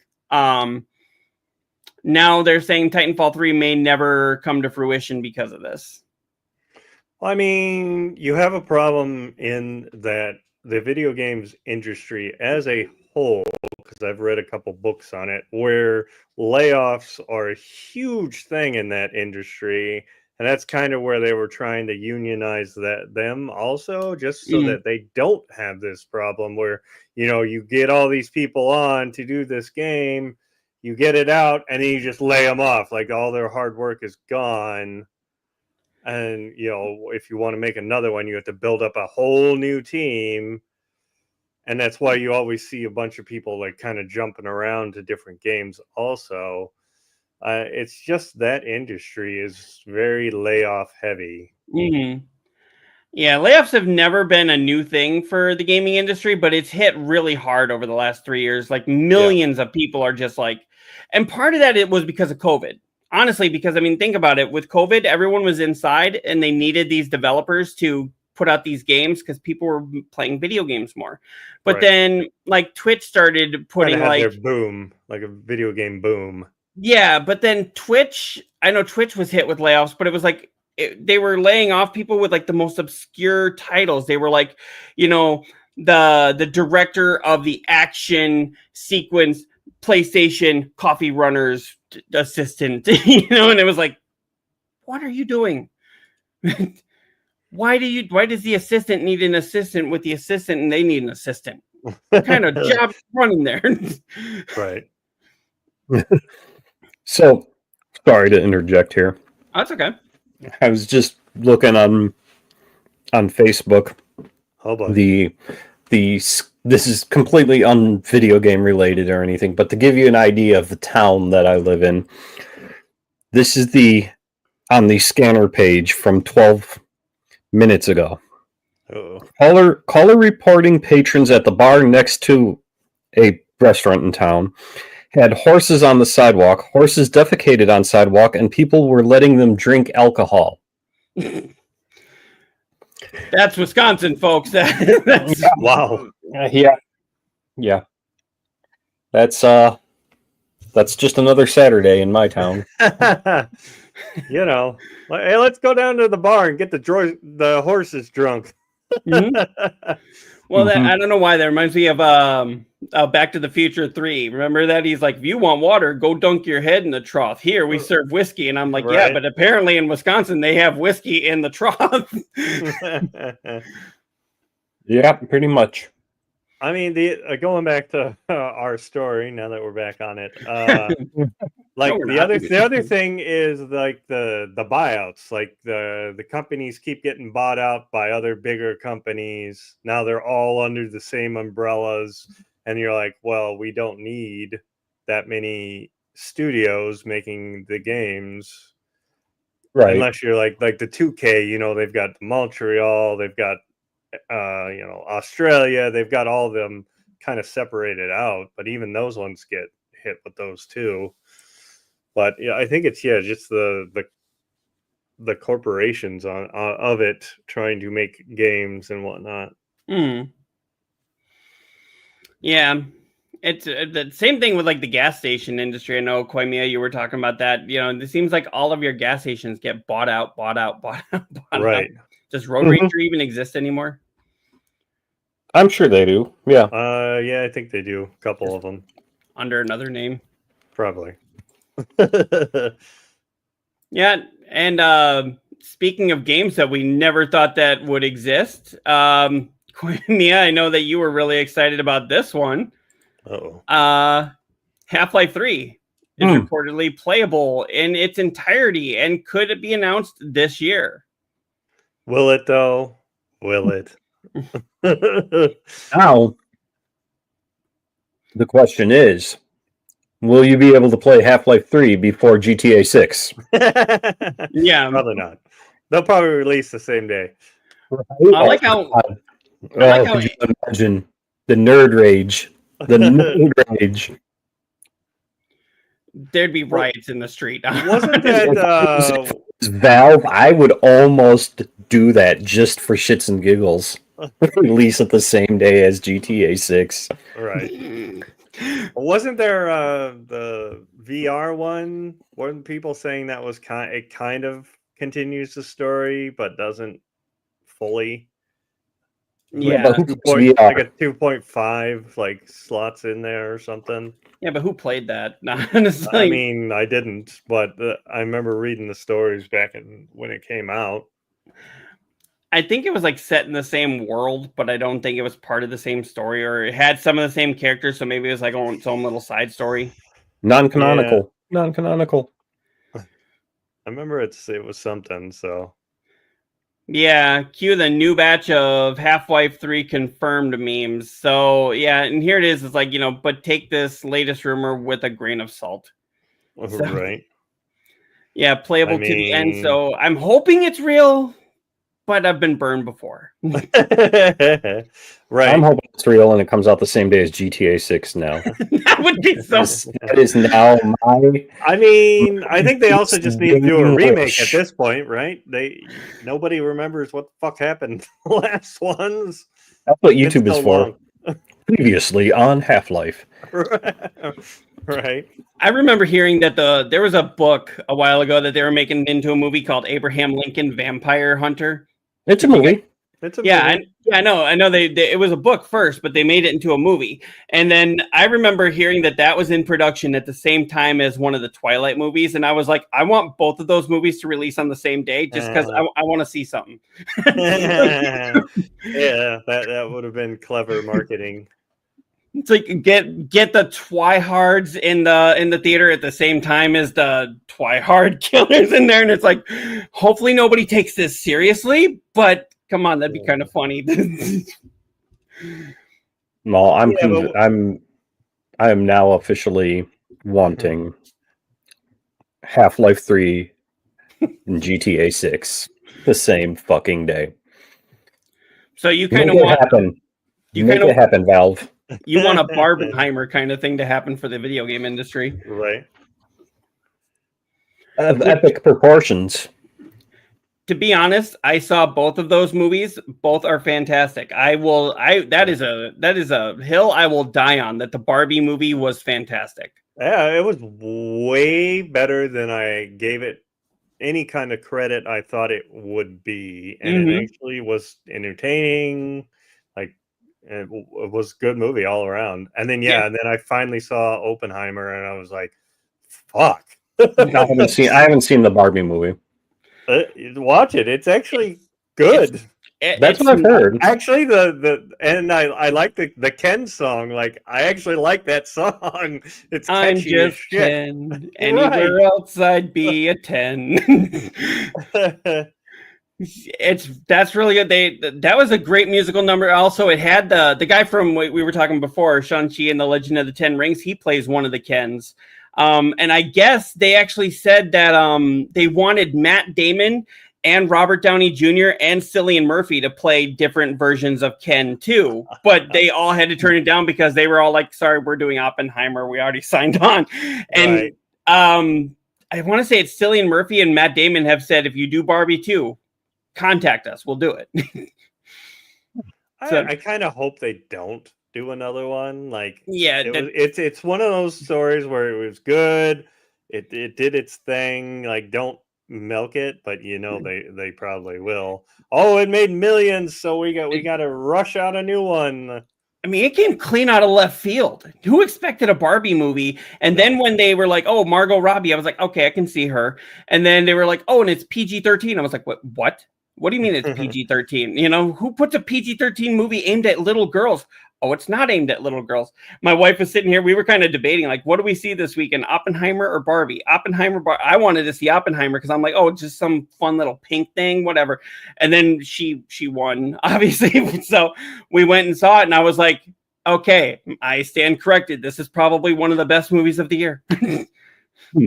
And that speech that America Ferrera gives about how women are treated and they're like set to double standards and everything, but they can't act like it. And I was like, that speech probably took like 3 or 4 days to film. And that is probably one of the best movie speeches I've ever heard, Yeah.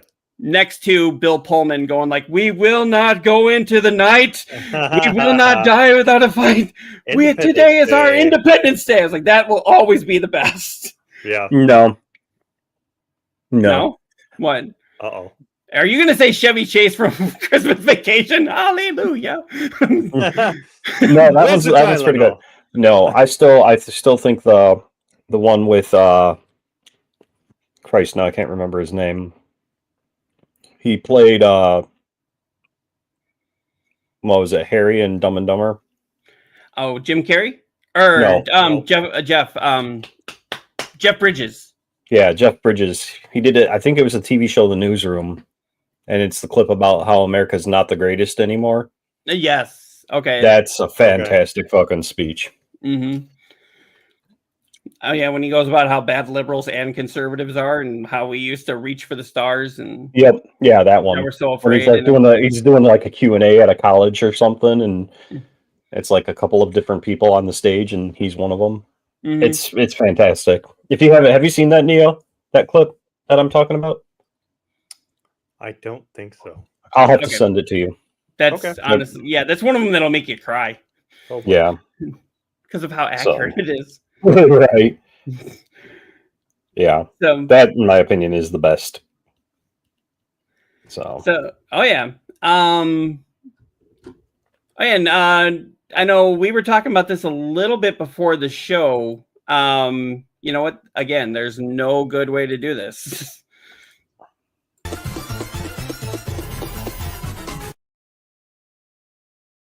When I say there's a no good way to do this, that's our cue to just hit that. But yeah, so did you guys hear so with Doom just put out a new trailer for their upcoming game, and for some reason it's a Bethesda game, Bethesda owned by Microsoft, and they decided to focus pretty heavily on PlayStation in their trailer here. maybe because I'm just throwing this out here, the PS5 Pro is a little bit better than the Series X now. Because I noticed that the Borderlands state of play was strictly like they made it very fucking clear at the beginning of the state of play that this was all captured on the PS5 Pro. Either that or they already had like an exclusive on it. Okay, but why would Bethesda then do Doom with all PlayStation? No, that's what I mean. Like Doom was the exclusive before they you know, they got bought out, so they still have to kind of, you know, maybe them. Do you think? Yeah, you're thinking but it maybe they had an will still be on exclusive every system probably when it releases. Oh, it will. But do you think maybe they had a deal? Because I mean, Microsoft is really good about honoring like existing deals. Before when they buy publishers, they honor any deal that publisher had with another console. Right. Like PlayStation, I don't know if they would have done that. You know, they'd be like, "Well, sucks for you," you know. But I mean, Microsoft has done similar things in the past where I guess Starfield was set to be a multi PlayStation and Xbox release. And then when they bought it, they said, nope, it's exclusive for us. And it's now literally supposedly coming back to PlayStation anyway. Is it? Supposedly. Yeah. Ooh, I might actually give it a try again. I You aren't missing much. I've played it on my laptop and hooked it up to my TV. Oh, he's playing that speech there. But yeah, I am really excited. I mean, so everyone was so upset about Grand Theft Auto 6 getting pushed back a year, and I'm upset about it too. But at the same time, I'm like, there's so many great games coming out. We'll be fine. You got this one. You got Borderlands 4. You got Mafia: The Old Country. Don't we still have Reanimal and Little Nightmares 3? Probably got a decent Call of Duty. The problem is you're kind of in the drought right now. This is the time where they're kind of low on games, and then summertime to Christmas, like that's when usually the big releases come out. And well, I'm not gonna lie. I'll tell you right now, if Claire Obscure does not get Game of the Year, I would be shocked. Oh, you're going that far with it. I'm saying that Claire Obscure is probably going to be Game of the Year. Okay. Yeah, but, so I'm wondering if South of Midnight is gonna. I'm gonna start playing that, and I've heard nothing but great things, and I'm wondering if that'll at least get a nomination for Game of the Year. It should.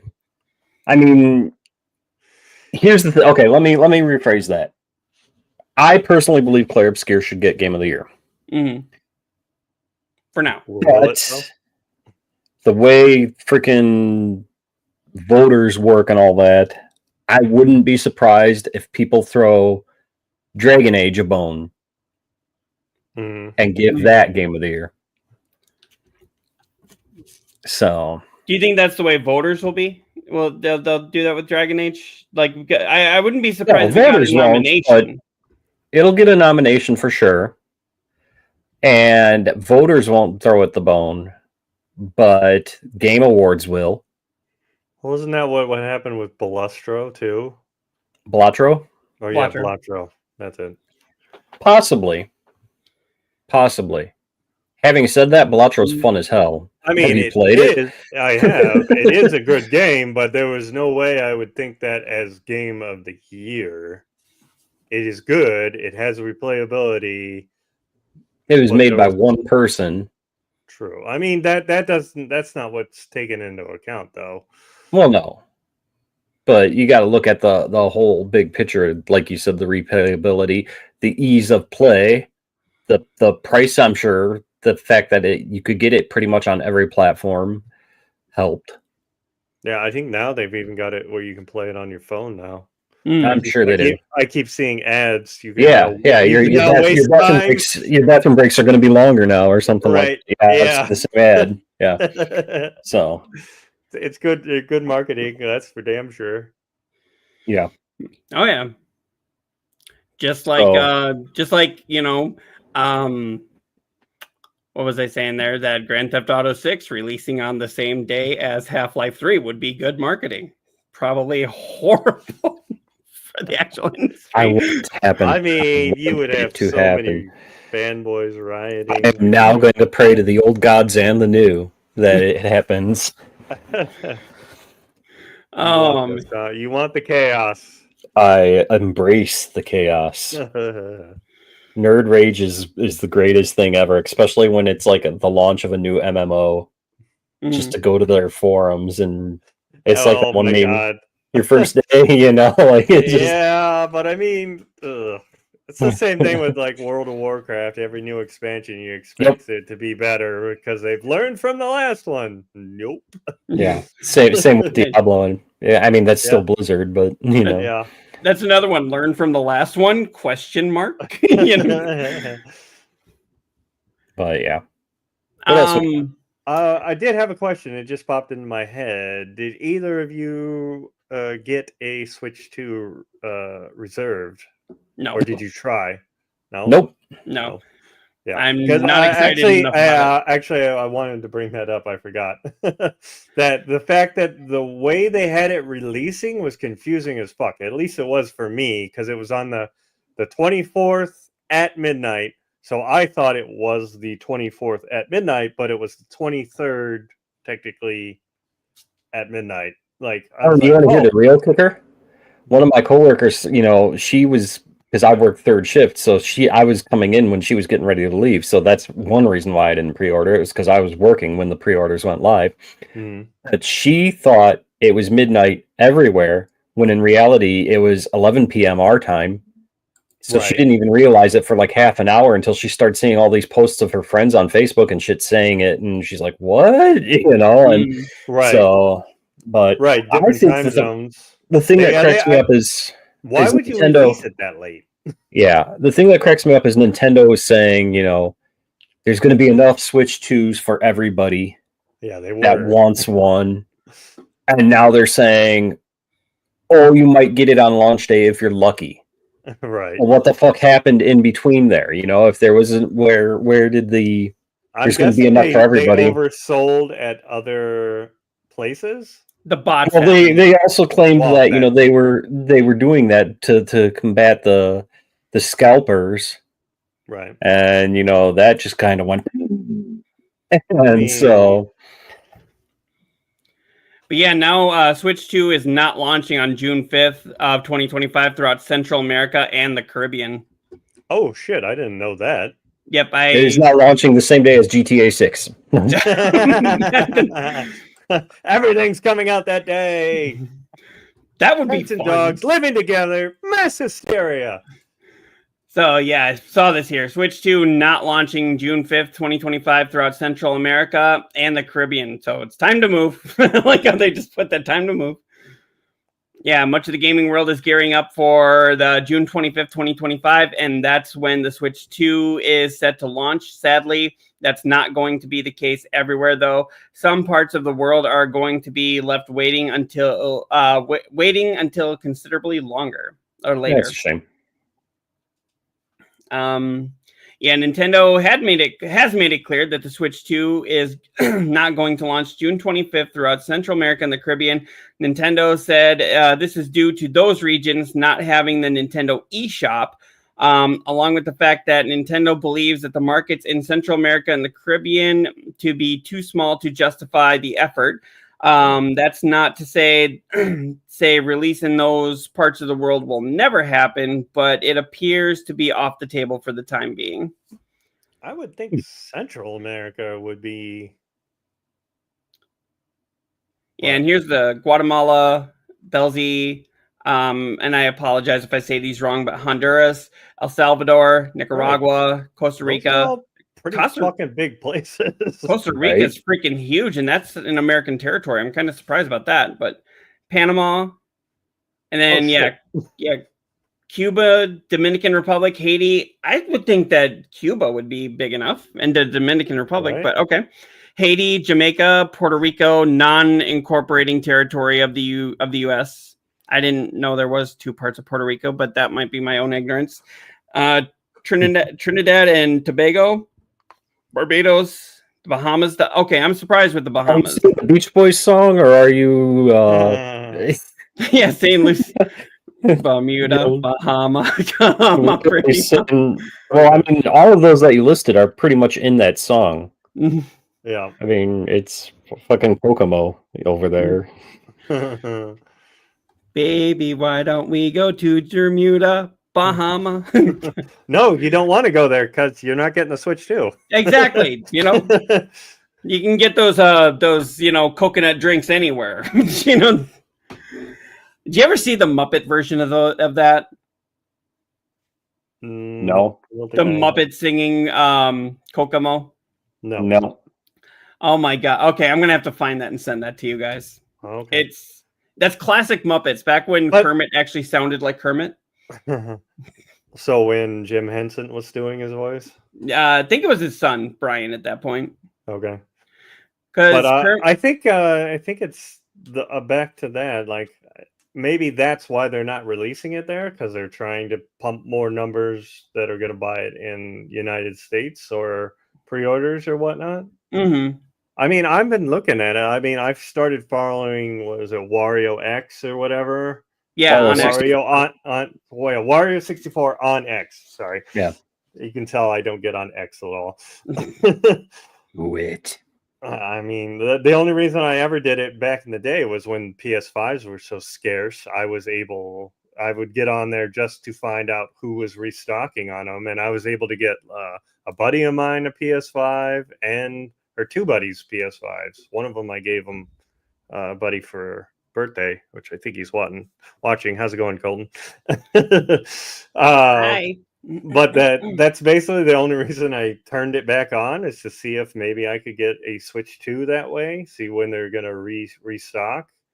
And they've been saying Costco's going to get them, but they're going to be in store. So I may go that route, try and see if I can get it in Costco. But I've watched some of those Pokemon videos from Costco's, and I'm gonna have to bring some weapons. I think it's kind of crazy there. Did I ever tell you guys the story of how I got my PS5? Not that I know of. Possibly. So, story time. So yeah, it's just real quick, and it's a little tangent, but it's gaming related. So, so I found out that I had been trying to get a PS5, and that was at the time where they went live and they were gone within like 5 seconds. Right. Well, I had found out that GameStop's website was going to have PS5s, and I was like, awesome. So this was at the time when we were getting those stimulus checks during COVID, right. And we weren't buying a whole lot because there was nowhere to go out and buy stuff. Nowhere was open. So. Right. So my wife and I, we actually had extra money in the account. We were going to get the we were going to get our regular paychecks that following Friday. And then the following Monday, we were supposed to get our stimulus check. So I told my wife, I was like, hey, I'm going to buy one of these PS5s. If I see it, I'm getting it. She was like, okay, get those, get yourself a game. And, but don't spend more than, it was like $600 or $700. And I was like, okay, I'll do that. It might go a little bit over with tax. And she's like, that's fine, but just no more than like 700. So they launch them. I'm actually working at that time. I'm sitting, I got my headset on. I'm talking to the people my client, and I'm like, I got to do this now. So I go in there, and of course I go to buy the system and it says it's sold out. But I'm like, wait, what about bundles? So I go to the bundle and I was like, PlayStation, there's an extra controller and 3 games and a $20 gift card to GameStop available. And I'm like, okay, wait, this is $800. Over this is going to be $850. She said, don't spend more than $650. And I literally went, it's better to ask for forgiveness than permission. So I did it and I got all the way through and I thought I was going to get to the end and be like sniped and have no thing. And it says, thank you for your order. And I'm like, sweet. Oh, fuck. Now I got to go explain this. I actually have to go explain this. So I went over and, she was in the other room at the time. And I walk in there and I'm like, so promise you're not going to be mad. And she's like, no, I'm not going to promise that. And I'm like, well, I'm not going to tell you what happened then. We just kind of go back and forth. And she's like, what did you do? And I'm like, so I got it as a bundle and it was $850. She's like, what? Like she literally freaks out. Like I was kind of scared. Like baby. Oh, you look pretty today. Like that. And then I was like, wait. I got her to calm down for a second. I was like, look. I was like, we had this extra money here. We still have this much in the account. It is Wednesday. We get paid on Friday. That'll take care of rent. That'll take care of these bills. Plus, we're getting the $1,200 or whatever it was from Biden, whatever that extra was.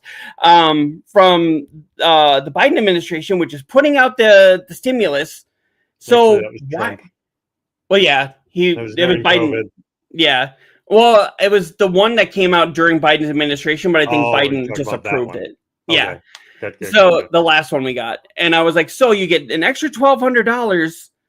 So we're still going to have like this much in the account. And she was like, oh, so what games did we get? And I was like, oh, wow, that just did a 180 on there. I mean, I remember when those went live and I was trying to get it, I think from Best Buy or a couple different places, and I would have it in my cart and I would try and go to check out and the whole fucking system would crash and I'd lose it. I'm like, God damn it. And then luckily, I think like a day later, PlayStation or Sony like emailed me and said, hey, we're gonna have them on this day. You're welcome to get in there. It's no rush. Yep. It's not gonna be anything like that. I'm like, perfect. And I was able to get in there and get it smooth transaction. And then that's how I got it day one from Sony. Sorry, just having fun with the green screen there. Yeah, I remember having that happen too because I'd get in there, get in line, and then they'd be like, "All right, it's a free for all."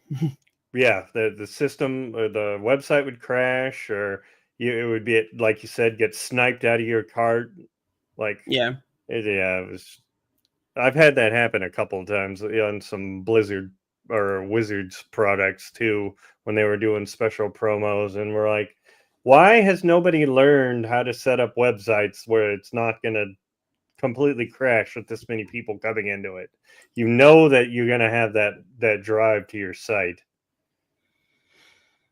Because reasons. Yeah. No one ever learns from it.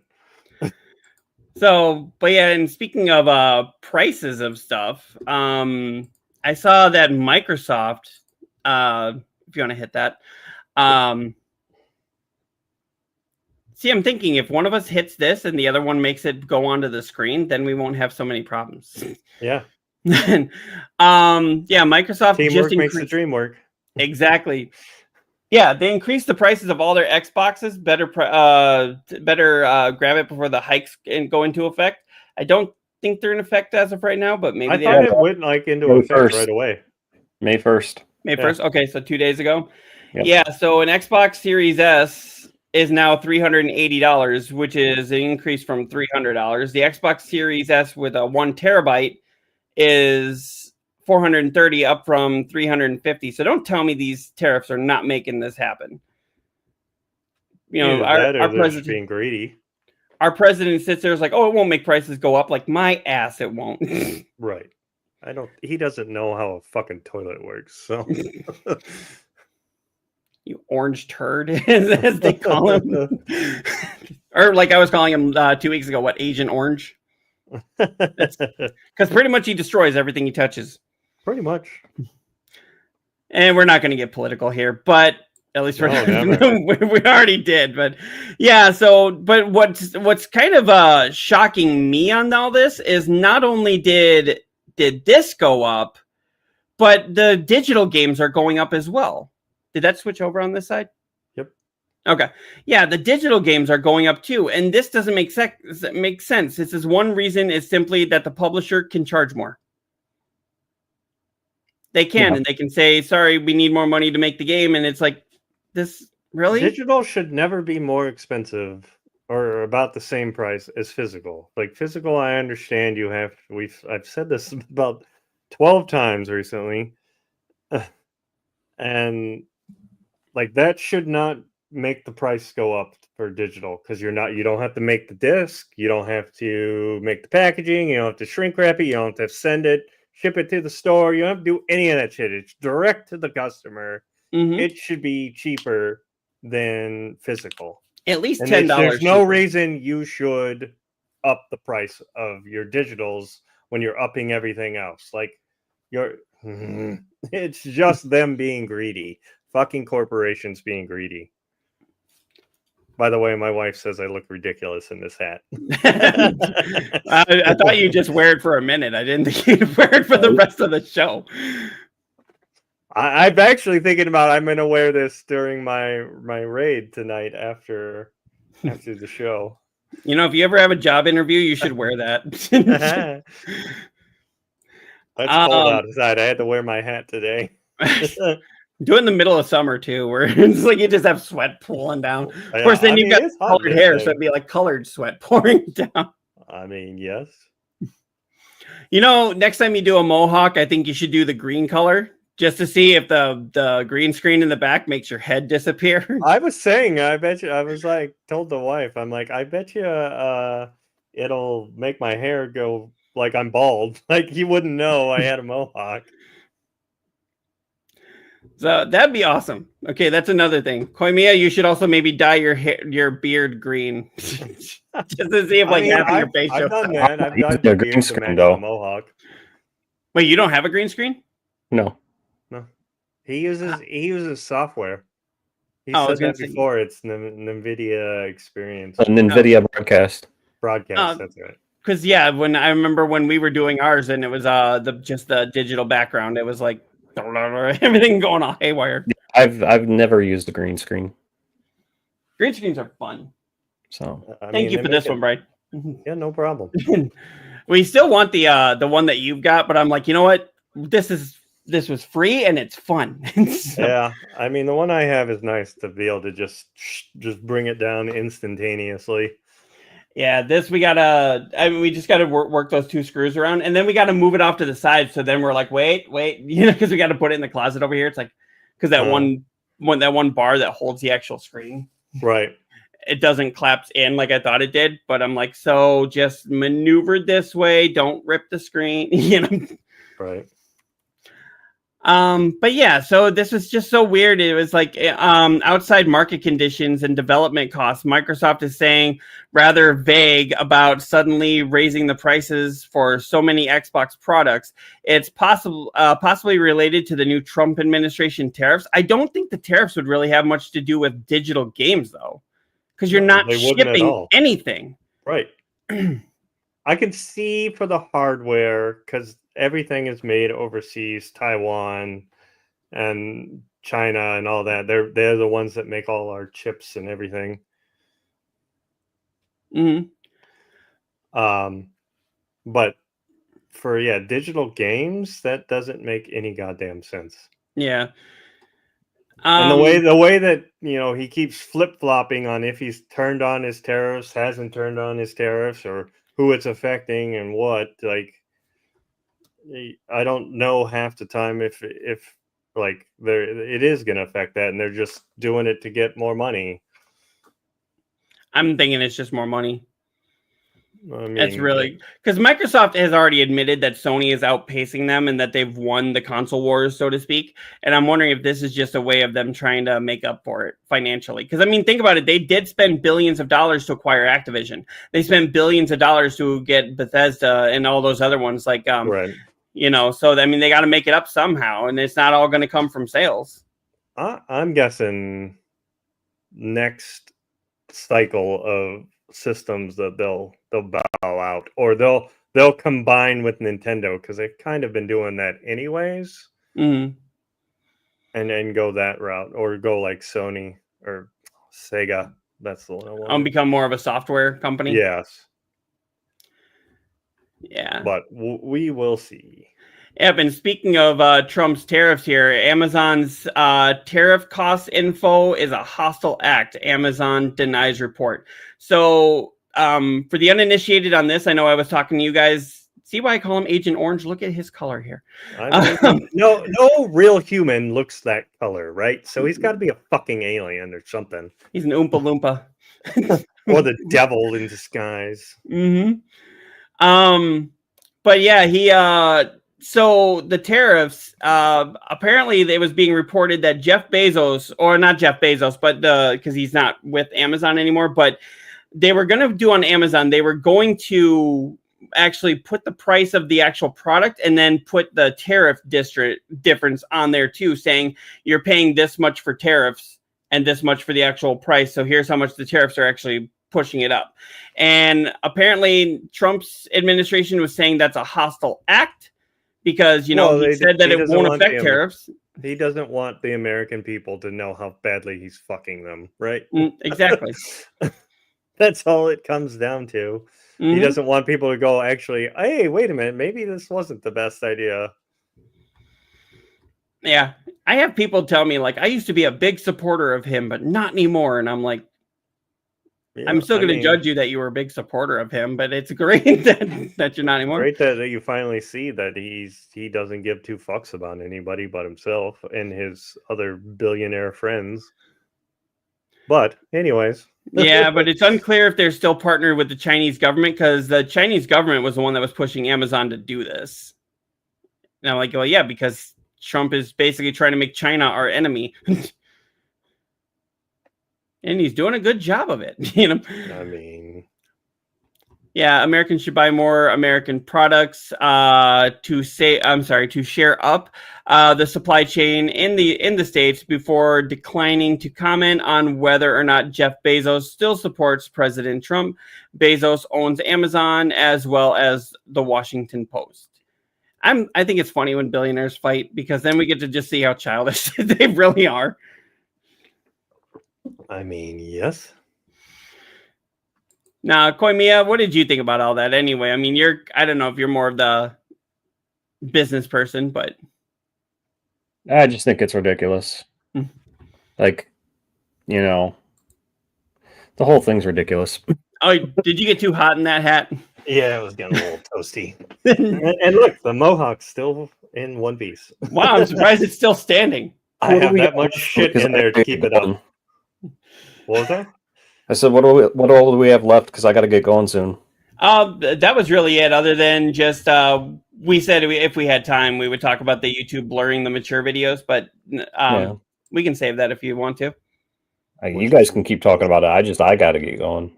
Okay, no problem. No, I was just putting on here that let me put that back on. YouTube will blur thumbnails for mature videos as part of a new test. Basically, if you look up something that could be NSFW, even if the thumbnail itself is not NSFW, they're going to blur it so that you know it is. Kind of like how Google does. Right, but like when on my YouTube, I specifically, and my Twitch, I specifically say, I'm mature, I swear, I don't hold back. But like, is that gonna all of a sudden get me a blur? Not that I'm making any money off of YouTube. Probably. Yes. But that's ridiculous. Like, that should not get you a blur just because you use profanity. Even if it's just a picture of you on there, they're going to blur it. Right. But that doesn't stop them from clicking on it, though. Because think about it, like the parental advisory sticker on CDs used to be what kind of drew us towards it, you know? Sometimes, yeah. Yeah. I would see it and go, hey, well, maybe it's good. So But, it's just going to be like that. I mean, I don't know why the thumbnail? Like, leave the thumbnail alone. Obviously, unless it's actually showing something bad, there's no reason to blur the thumbnail. Yeah. But yeah, that was really just the last story. Just kind of wanted to talk to you guys about. Sounds like Koimiya's got to get going, and we've been going for a little over 2 hours here, so we can. It's getting to be dinner time here. But So okay, how about this, Brian? I will get the actual things, and you put it up. You hit the add to stage. I'm gonna put it up, folks. You take that how you like want. your hair. Yes. Just so you know, neo-deth has a very dirty mind. No, you. There's no way I do. No, it's a clean mind. It's just, things inside of it. I clean it out every day. So, all right. Well, yeah, I want to thank everybody for coming and hanging out with us. Thank you. Definitely thank you for the interactions here. Was there anything else that you guys wanted to say before we end it for the week? No, just go ahead, Komiya. I think we should reiterate the fact that we are now officially on Spotify. Yes. Which is awesome. So you can now listen to us on there. Our sexy voices. I don't know how sexy that is, but all right. Do you enjoy listening, baby? Okay, somebody's gonna clip that, and that's gonna be like a sound bite everywhere now. But yeah, that's all I got. When are you streaming anytime soon, Komiya? Do you have anything scheduled? Put me on the spot, you asshole. Yeah. I thought we could give a shout out to when you catch us next. So here's the thing. Sorry. No, here's the thing. I would like to stream soon, but because Oblivion has completely sucked my life away, I don't plan on streaming Oblivion. Why not? So it's Oblivion's a good one to stream right now. Content. That's how I see it. If it's what people are playing, that's why I was playing. Exactly, it's what people are playing, so they're not going to be watching me play it when they can fucking play it themselves. I've gotten plenty of people watching my Assassin's Creed. Yeah, but anyway, I don't know. I might run up the quotations here. I might tonight. I don't know. Just the easiest ways to follow me on Twitter as KoimiyaX, KoimiaX. Or follow me on Beamstream. You can see my thing there, beamstream.gg/KoimiaX, and just follow me when I go live. All right. So. Yep, and then I will be streaming. I probably won't be streaming tonight, but I'll definitely be streaming on Monday. I will actually be starting South of Midnight, which Koimiya has said many times is an amazing game, and I honestly cannot wait to play it. I've never led you wrong. He's the one that told me to play Doki Doki Literature Club, and that totally fucked with my head. Yes. All right. I know Neo would disagree with me when I say Alpha Protocol, but no, it's the bane of his existence. What about you, Dad? You can catch me tonight at 8 Eastern. I will be streaming World of Warcraft. We're continuing our raid in Heroic. And then, Monday, I think I go back to Magic the Gathering. But you can catch my schedule on twitch.tv/neo-deth. Go buy World of Warcraft, install it on your computer, and join the online sensation before we all murder you. Yes, that. you need to get you're on the TikTok, so you need to get on Twitter now. I mean, I'm on Twitter, I just don't use it.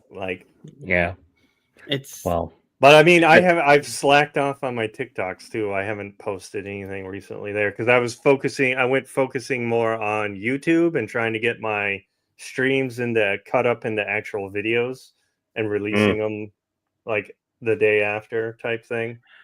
See, my passive aggressive way of doing TikTok is I'm just gonna sit here and let Cyclops clip a bunch of shit and then tag me in it. Yeah, I've been reposting the stuff of us. So you're letting me do all the work here. Yeah. So all right, well, yeah. As we just end the video, just ripping on each other here. Right. All right, well, yeah, we're helping each other. Exactly. All right, well, thank you guys for coming and hanging out. We'll see you next week. Have a good one, everybody. Good night, everybody.